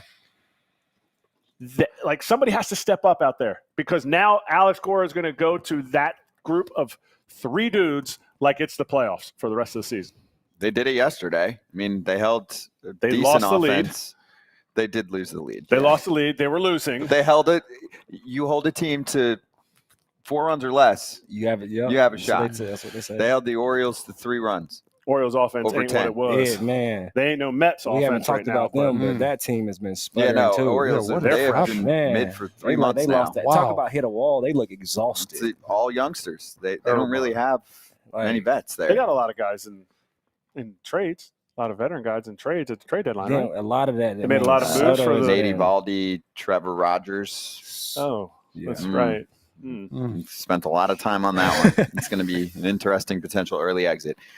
Quick exit from us, 2 minutes, and then we will swing back and we'll go over some locks. Also anticipating Andruw Jones in a little bit on FT.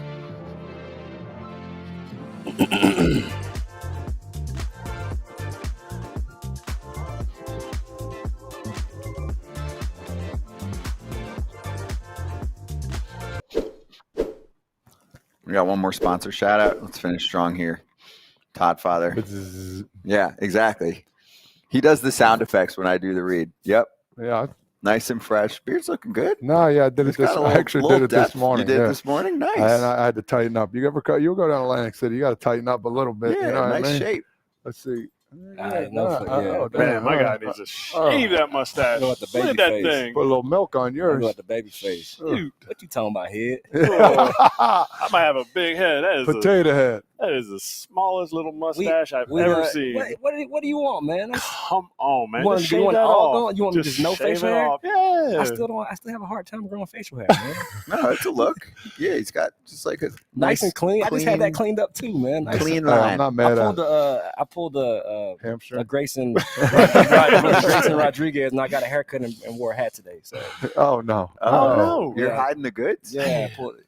It's all good. Hey, listen. That's so I sad. got my You know little- you got gambling oh, coming man. up. You got a Yeah. poker tournament. Yeah, Don't That's they? so Exactly. sad for me I had when to guys lock get it in. haircuts. They think they're going to run through you with What the is hat. that? So sad for me when guys get haircuts. I'll give you 30 seconds just with a little more details. Yeah. So Manscaped Performance Package 5.0 Ultra, if you want to get your hands on that, plus the 2 interchangeable next-gen skin-safe blades, then you also can get 2 free gifts in your Performance Package 5.0 Ultra, which is boxers, shed travel bag, and other products like the new Buff Bundle, all by going to manscaped.com and using the code FOUL20, FOUL20. Join the 10 million men worldwide who trust Manscaped with our exclusive offer, 20% off plus free shipping, manscaped.com, code FOUL20.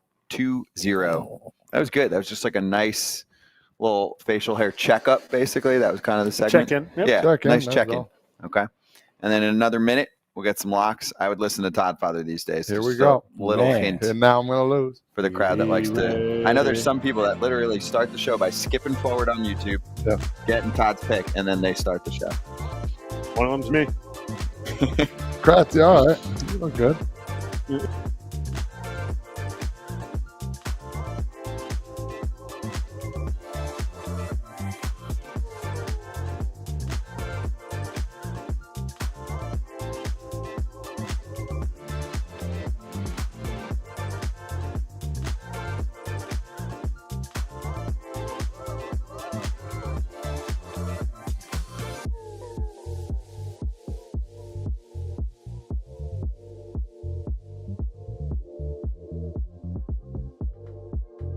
Like that. You know, sometimes it makes you overthink.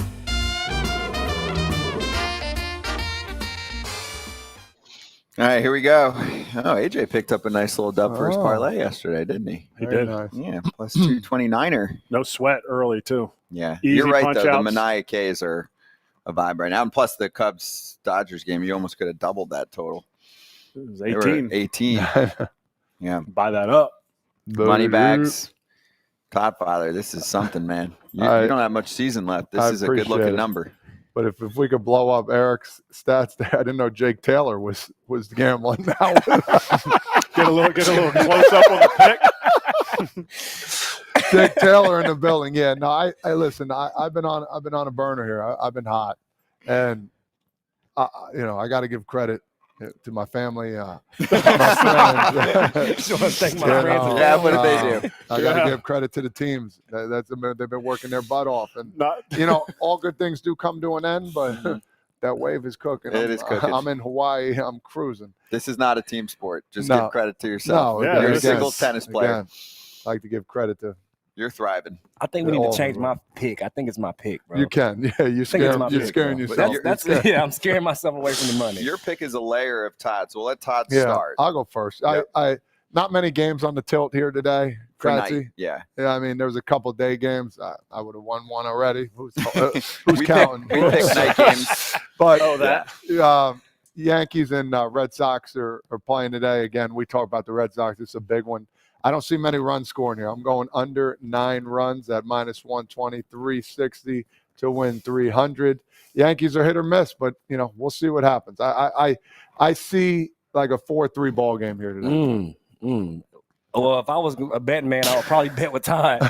And you are kind of. But I'm kind of a betting man. Oh, I'm no. gonna throw a hundo out there, and I'm gonna pick the Yankees money line as well. But I'm with Kratzy. The bullpen of Boston has been scaring me. I think we're gonna go over that run total. So I'm gonna do parlay Yankees money line over the 9 run total. Good luck. you said it with your chest. I did a little bit. I like that. I And could- Todd doesn't even like the unders. So if Todd picks the under, like he doesn't like the under because he's like, I want to watch, not to cheer against him. I'm gonna go Cleveland money line. All right. He I was does- buying- This I was is buying a his lot. biggest issue. He does. He wants to. It's go ahead, Kratzy. I'm a plus money guy. You I are. said beginning of the year I'm going to go all plus money. It's hurt me. We'll see how it goes. Okay. For me. I'm going over 5.5 runs. Buying it up. Gavin Williams. Gavin Williams has been pitching not real Poorly. well. Yeah. And Pepio is on the other side. I feel like those two guys alone might give up 5 runs. You're right. Facts. I'm going plus 125 on that one. That's a good one. Yeah, Gavin Williams can't get the fastball right there, smashing it. Not a lot of swing and miss like he had Yeah. last year with that high heater top of the zone. Okay. I gave my pick late last night just to, I don't know, you guys weren't in on this, but Kratz got a gold star the other day for giving in his pick early. And AJ and I were pretty offended about it because we'd given our picks early. We were jealous. We were jealous. Like Poppy on Shohei Ohtani right now, which we talked about the other day. Just like a little jelly.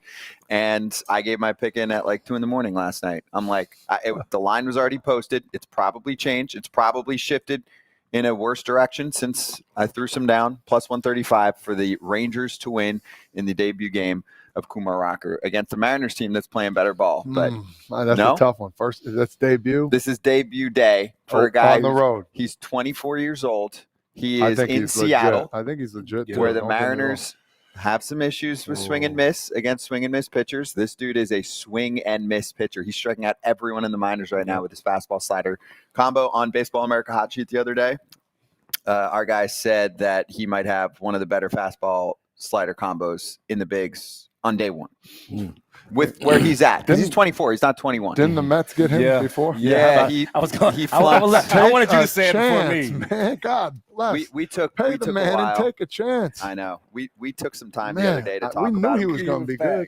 He just had to get through. He had a shoulder surgery, a Tommy John, the whole deal. So he had to wait it out. But here he comes. So we'll see what happens.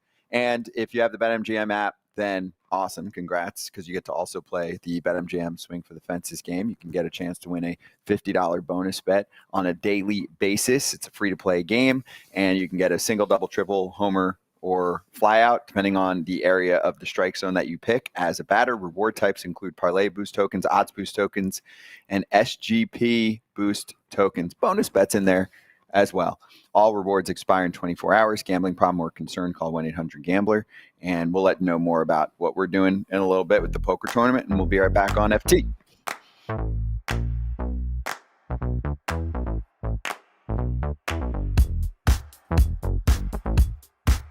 I want to talk about the Braves staff in general, and specifically Ronaldo Lopez. Where does he fit in here? If you're looking at it now, the Braves are tied with the Mets. So no longer can you sit there and go, oh, well, we got to rest Ronaldo Lopez for the rest of the season. Do you see it holding up? And do you see it holding up because he needs to throw for this team for them to make the playoffs? He needs to throw for this team to make the playoffs. He absolutely does. Everybody's got to come through. I mean, he's been fantastic. Like, I did not agree with them putting him as a starter this season. I thought he was a bullpen piece. Anthopoulos said he thought he'd get like a 3.80 ERA out of him. Ronaldo Lopez, I talked to him at the All-Star game. He's like, I didn't expect this. And he's been a stud. Like, dude has been absolutely incredible, and you've got to rely on him if you're the Braves. And I also think Schwellenbach is a really big surprise for them. Dude looks legit, and I would trust him in a big game as well. All right, let's see this shirt that I'm going to get a proceeds of. Yeah, right. That's good. This is so I have noticed that Chris Sale just looks like the meanest guy on the bump. And I talked to him at the All-Star game. I'm like, dude, you have what I call resting pitch face. And he thought that was hilarious. So he's like, if you put that on a shirt, I will wear it. And Chris Sale is a man of his word. That looks good. Sometimes. No. Just because he's delayed, just because he doesn't come on the show right away when you call him. He's not at your beck and call, AJ. No, but I mean, he's good about it. But I do love that shirt. I do love that shirt. The only way that would make it better is if you put his face on it instead of like the cartoon ball. Literally, we're going to do that, and then we didn't want to have to deal with the Players Association approval and all that stuff. It was going to delay it, and we wanted to get it out there as soon as possible. I agree with you, though. His face is menacing when you see it. I'll take double. Where can we get it? Yeah. You get it RotoWear. RotoWear. Okay. Yep. RotoWear does the Baseball's the Best shirts too, right? They do. Yep. And I worked on that with them too. I was like, we got to do something for Sarah. We get along very well. When I do joint stuff with him all the time. He actually came up with the original Pitching Ninja logo too. Oh, awesome. Yeah, great. Super talent.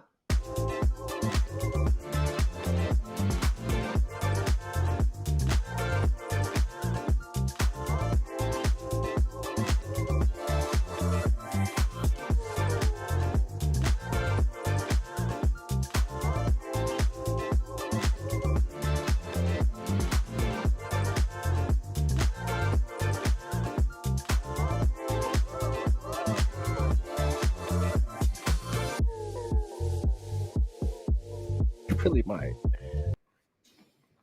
All right, let's come back and talk about a couple other news bits while we get ready for Andruw Jones. So James Paxton is going to retire. I mean, obviously did not pitch much during many of those years, but 11 years in the bigs. And did any of you face him when he was like prime Yes. Big Maple? I faced Big Maple when he was in Seattle. Yeah. Throwing little marbles up there at the plate.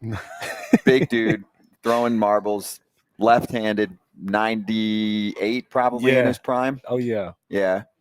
At a time when, this is what, 6-7 years ago was his prime at this point. And the fastball velo ticks up like a half a mile an hour every historic year. eagle landed on him before the anthem. That was pretty that was insane. Calm as can be. He also don't worry, just eagle chilling on. Facts. He has a no-hitter against the Blue Jays. Yep. That's the big career highlight for him. He had number one stuff, and he was a number one for like a very brief amount of time. Yeah. No, right? he was legit. When I faced him, he was at the Red Sox. He was their one or two guy there, and filthy. That big old breaking ball, side sweeper, whatever you call it now. And he threw pretty hard then too. So I love facing lefties, but that was one guy where it's like, I got to pick and choose which side I'm going on here. Usually it's coming in, but couldn't hit that one either. They didn't worry about that as much as me. They just threw me fastballs. Oh, dang. All right. My biscuit. I ain't had to worry about that. Yeah, right. You were good, man. But he couldn't stay on the field, lately too. He's on the 6-day IL, right calf muscle issue. So I think, this, unless the Sox suddenly get in the playoffs and he gets back, but he basically said, like, this is it. So 11-year career for him. We'll try and get him on in the offseason to talk about it. Right now, we got to bring in our next guest. Andruw Jones is with us right now. What's up? How you doing, guys? How's it going? Good, man. I like that hat. I trying to find this space, man. It was I was big lost. for me. It's a big spot. Welcome to Borgata. You ever been here? No, first time. Yeah, it's big. It's a big space. Yeah. A lot of poker rooms. You ready to play some poker? Let's see what I can do. Yeah. Trying to keep that poker face. You got it. You smile the whole time, or are you serious? Because everybody knows you smile. I'm just gonna smile and think that whatever they think I have. You can sit there and be like, "I'm rich. I really don't care if I lose this." So you have no idea what I have. Oh no, we'll see what happens. I mean, this is fun. I'm happy to be here, and happy to be getting invited to this. Just something fun. Yeah. Have you played like back in the day against some dudes taking some money from some guys? Absolutely not, man. These guys No. were playing so crazy money. I just was not involved with that. I think later on we start getting into our own blackjack, tournaments that we were doing. But these guys were playing too big money for me, man. I know I was working hard for money, so I didn't want to spend it to these guys. So, we got those games were getting very intense. I mean, the number of the money that these guys were throwing on the table was not. I mean, I was like, man, I worked too hard for this. Who at the beginning of your career? Because I mean, we're talking like the prime Braves time. Who of those dudes were because when I played for the Phillies, it was Chase Utley, it was Cliff Lee, it was Jimmy Rollins, it was dudes that were like throwing that cheese out there. Who was it for you? Trust me, you can find that out. I mean, all the pitchers were them. You get from Grant Maddox to Smoltzy to every of those guys that started. I mean,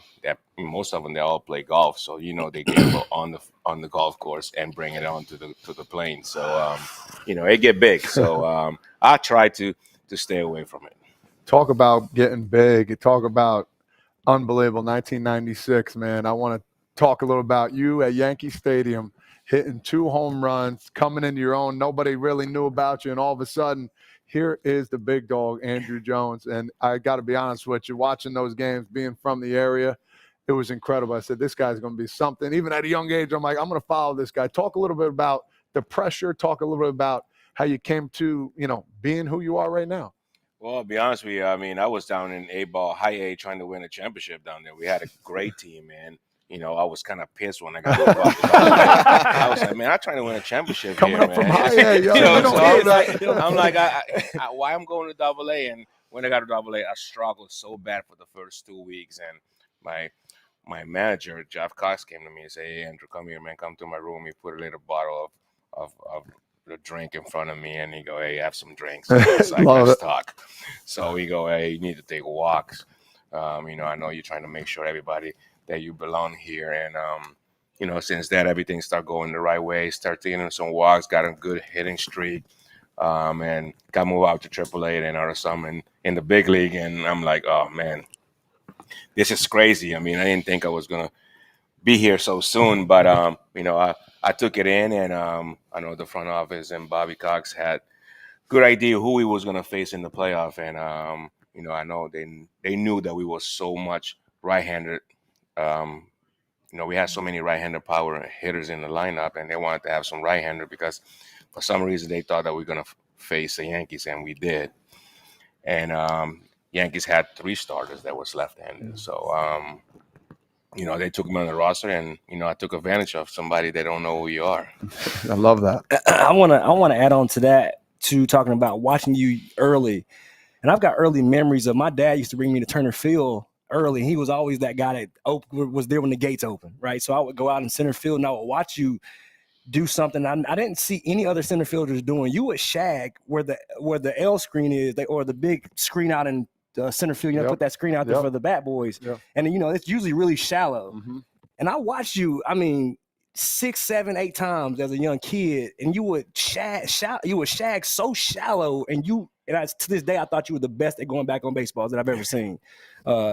Why did you do that? Did you get that from somebody? And then 2, who do you like watching right now? Who is your favorite defensive center fielder in the game? Well, I mean, everything started in the minor league. We had such a great coaching staff in the minor league.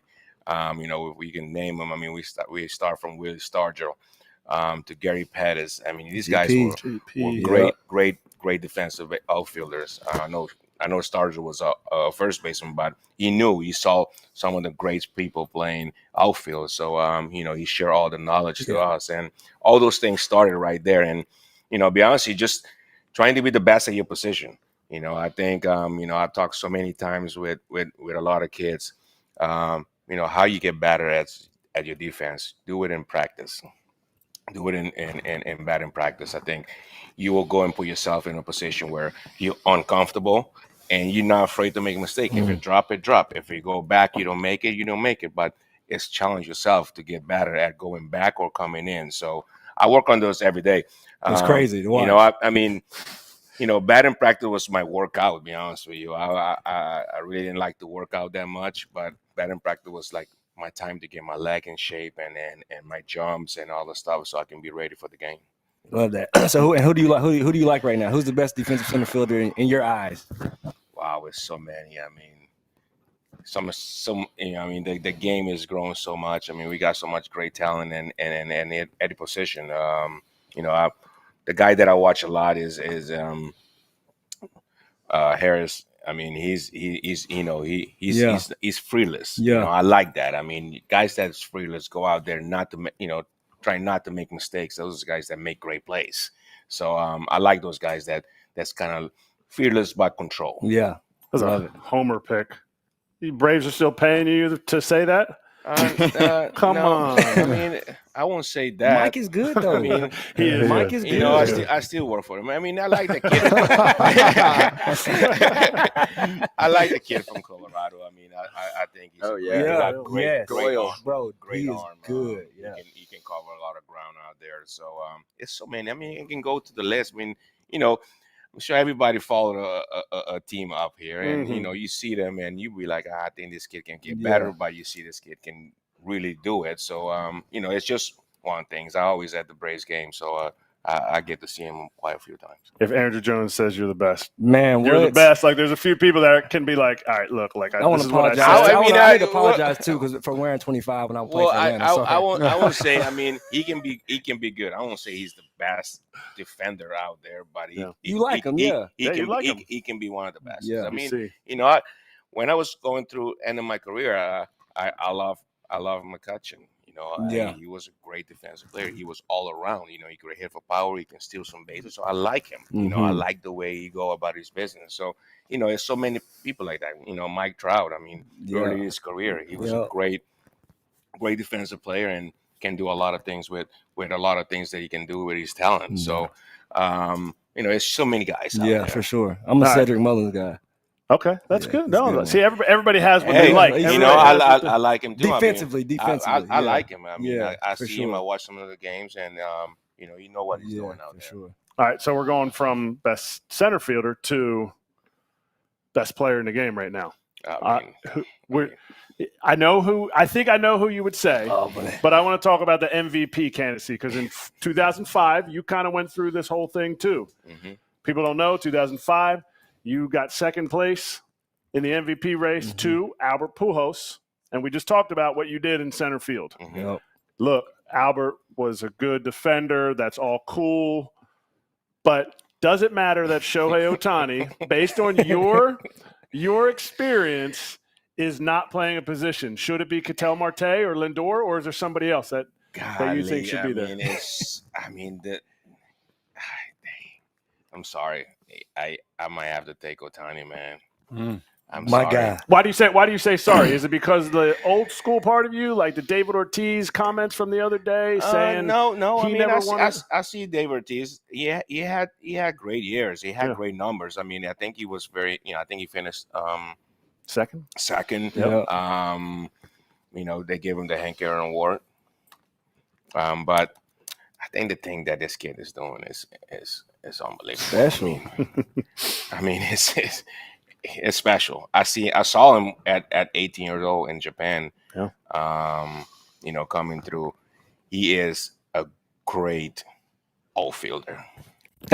What did I say? You said he could go be one of the best center fielders in the game. He is a great outfielder. Thank you. His arm, I mean, in Japan they throw infield all the time, and I come out and watch him throw outfield. Yeah. He's impressive. Did you go over there in 14? I was there 14 and 15.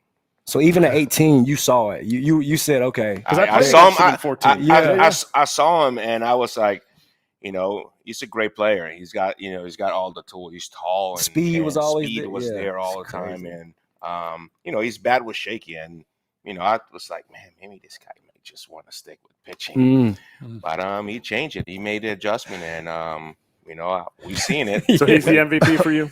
I think so. Yeah. Who's 2 and 3? I will go Lindor. Okay. He might, what though? Lindor might get it. Yeah. I don't know. Man, we've been talking about that. Let me be honest with you though. This is the Braves employee. No. Mets. No. Talk about the Mets. No, he might get it because you know what? He's playing on a team that was not supposed to win it, and he's basically carrying it. Yes. Mm-hmm. He is carrying it. So it's gonna be interesting. It's gonna be a great run. But I think the number that Shohei is doing is 50-50. It's only a few people. So I said, don't hold that he can't actually go out there and play a position against them because he could. The man said he could go be. I don't know if he's. I saw that he's throwing in the mouth and stuff like that. After 2 Tommy John, it's tough to come back as a starter, but it will be beautiful to put him in center. Game. Let him close. But put him in right field, center field, and this kid 3 is for 3. Unbelievable badly. Could you imagine if he played right field? He can close. And then he comes in and they put Tony his closing music. Tony Sip. It'd be like Little League all over again. He just runs in from the outfield. Hey, I won't put nothing away from Shohei. Yeah. He's that special. I mean, is a good thing that we watching this through with our eyes because it's one of those things that it's not going to come out that much. Talk about special. Let's talk a little bit about your son, man, Drew. I mean, this kid is fantastic ball player. I mean, top prospect. I know he's learned from you. You guys probably done some crazy stuff at home with the drills and all that. But talk a little bit about your son, how proud you are, and how hard he's worked to get to where he is right now. I'm very proud of him. I think at age of 12, 13, his mom asked me, "What do you think about him?" I say, "He stand out." I think right there at that age, I saw that, he has something in him that kind of stand out. And, I say if he keep working, he can, he can continue to follow his dream that whatever he want to do. So, he's a hard work kid. He know what he's doing. I don't know if he's my kid because he hit the ball in right field to the I was working up the middle and trying to pull that ball, but I'm so proud of him. And, he's got the talent. He can play defense. I don't know why he got it, but he can play good defense. He got good instinct. Where to throw the ball. How to throw the ball to bases. So I'm very proud of him. You need to be proud. I texted you. We got to let you go, but I texted you. You need to be proud as a dad because he came on with Scotty and I when we did the prospect pad out in the – and you need to be proud. As a father, anytime that a son – my son is complimented by the way he acts around people. Yeah. He's pro. He's pro in that way. So good job to your wife. He's got to his mom. His mother. Yeah, his mother. He's got a good head of his shoulder. I mean, he know what he's doing. He's we raise him right. I think that's all we want to do as a father, raise the kids the right way and have him be, respectable and humble about everything that they do. He is. He is. Yeah, my son looks up to him a lot. I know my son follows him. He's 16 and I think he's even had conversations. So, yeah, you've done a great job, man. Great job. Yeah, we had a great interview with him. Yeah, we spent 15 minutes with him out there around the All-Star game. Well, good luck.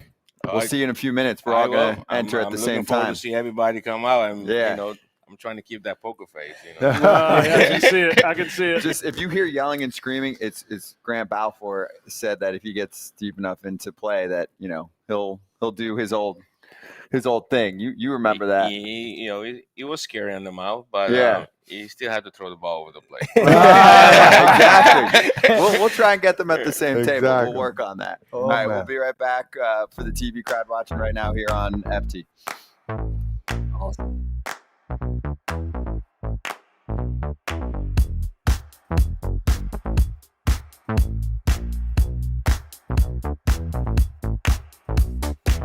Do you get jealous of when the closers and they saunter out in the fourth inning because they just got done getting massaged and everything? Or do you give that guy a hard time? I don't really get jealous about it. Obviously, we're blessed to have one of the best guys to ever do it down here. But yeah, I think that he takes care of what he needs to take care of, and I don't think he's in there just kind of like hanging out, kicking it. I think he's doing what he can to be the best that he can be. So for me, whatever he's got to do to be ready and locked in every night, that's what he's got to do. So yeah, if I get the opportunity to close the game out, I'm thankful for it. But yeah, I'm not going to get jealous of Edwin Diaz coming out when he needs to come out. Do you feel like it's something that if you had to do it over, you would have done it differently when you were over there, or you would have gone sooner, you would have stayed longer, all of that?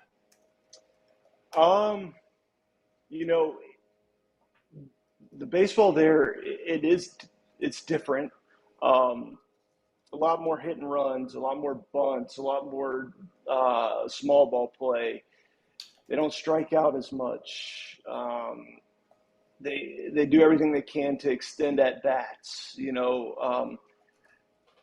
I think for me, I was thankful for the opportunity that I got to go over there. I got taken in the Rule 5 and didn't pitch well in the big leagues my first time up, and got a chance to get an opportunity to make life-changing money and some guaranteed money for my family. My wife was pregnant with our first son. It was kind of something where the stars aligned, where this was an opportunity to set us up for a longer run. Gave us a little bit longer of a runway. I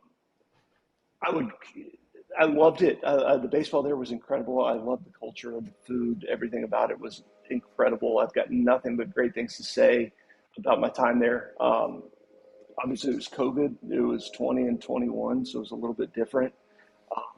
But other than that was the only downfall. I think that if something were to happen and I ever had an opportunity to go back, I would entertain that thought, and definitely want to try to do it again.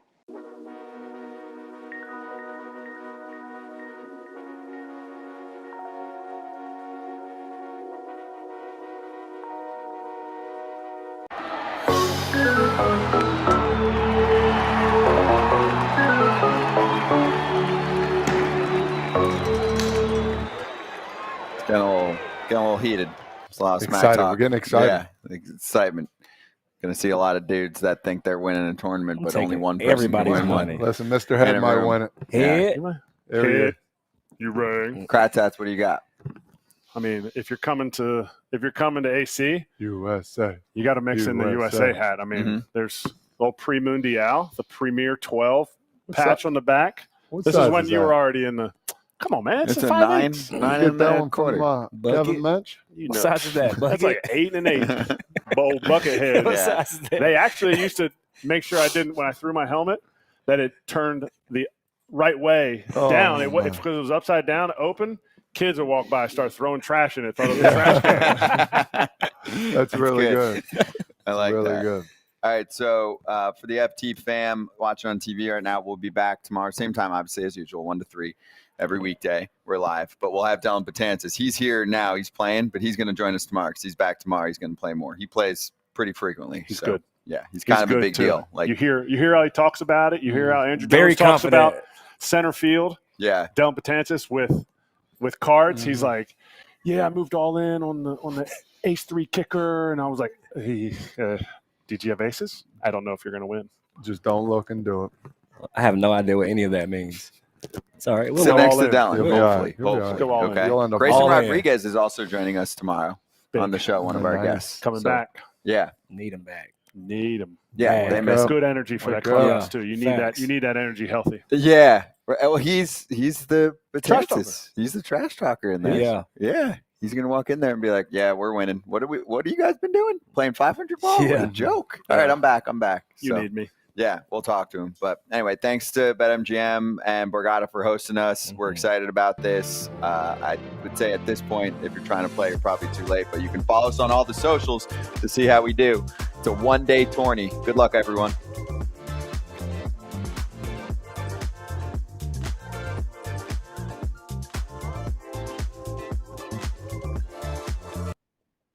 And we're back for 2 more minutes for the YouTube crowd while we get you ready for Dodgers territory that's coming up in a minute. By the way, I didn't see anything about it on socials, but the Twins won again yesterday. I just want to get that in there because did you see they brought the rally sausage back apparently? Oh, I haven't boy. seen visuals. Have you? Barely. It's in like this weird bag. Okay. It was So almost they're like hiding it. It's kind of like maybe it all fell apart and it's got diseases on it and they're just keeping it together and Farmer biohazard bag. Farmer got it when he hit the homer, hit the 3-run dinger, and he got it, and it kind of looked like everyone was excited, and he was kind of like, yeah, this is great. It's not a biohazard bag; it's a plastic bag, but we haven't seen it up close yet. Okay. It's gonna be if it's the same one, that is so nasty. Yeah. Like our friends, the show runs on Bally Sports North, which has the Twins games. That's got to be whoever's doing pre-post, sideline, whatever. They got to get near that thing and at least take a picture and show everyone And a smell. how it's doing. Yeah. Give it a smell. That's gonna get them hot. They don't really need to get that hot. They might pass out, but yeah, sure. I said if they would eat a piece of it, if each player would eat a piece of it to win the World Series, would you guys do it? Oh, I'll take a bite. I'll go first. See? Thank you. I said that the other day, and I got no reaction. So you don't get any germs or nothing in there. Yeah, you get the other hand.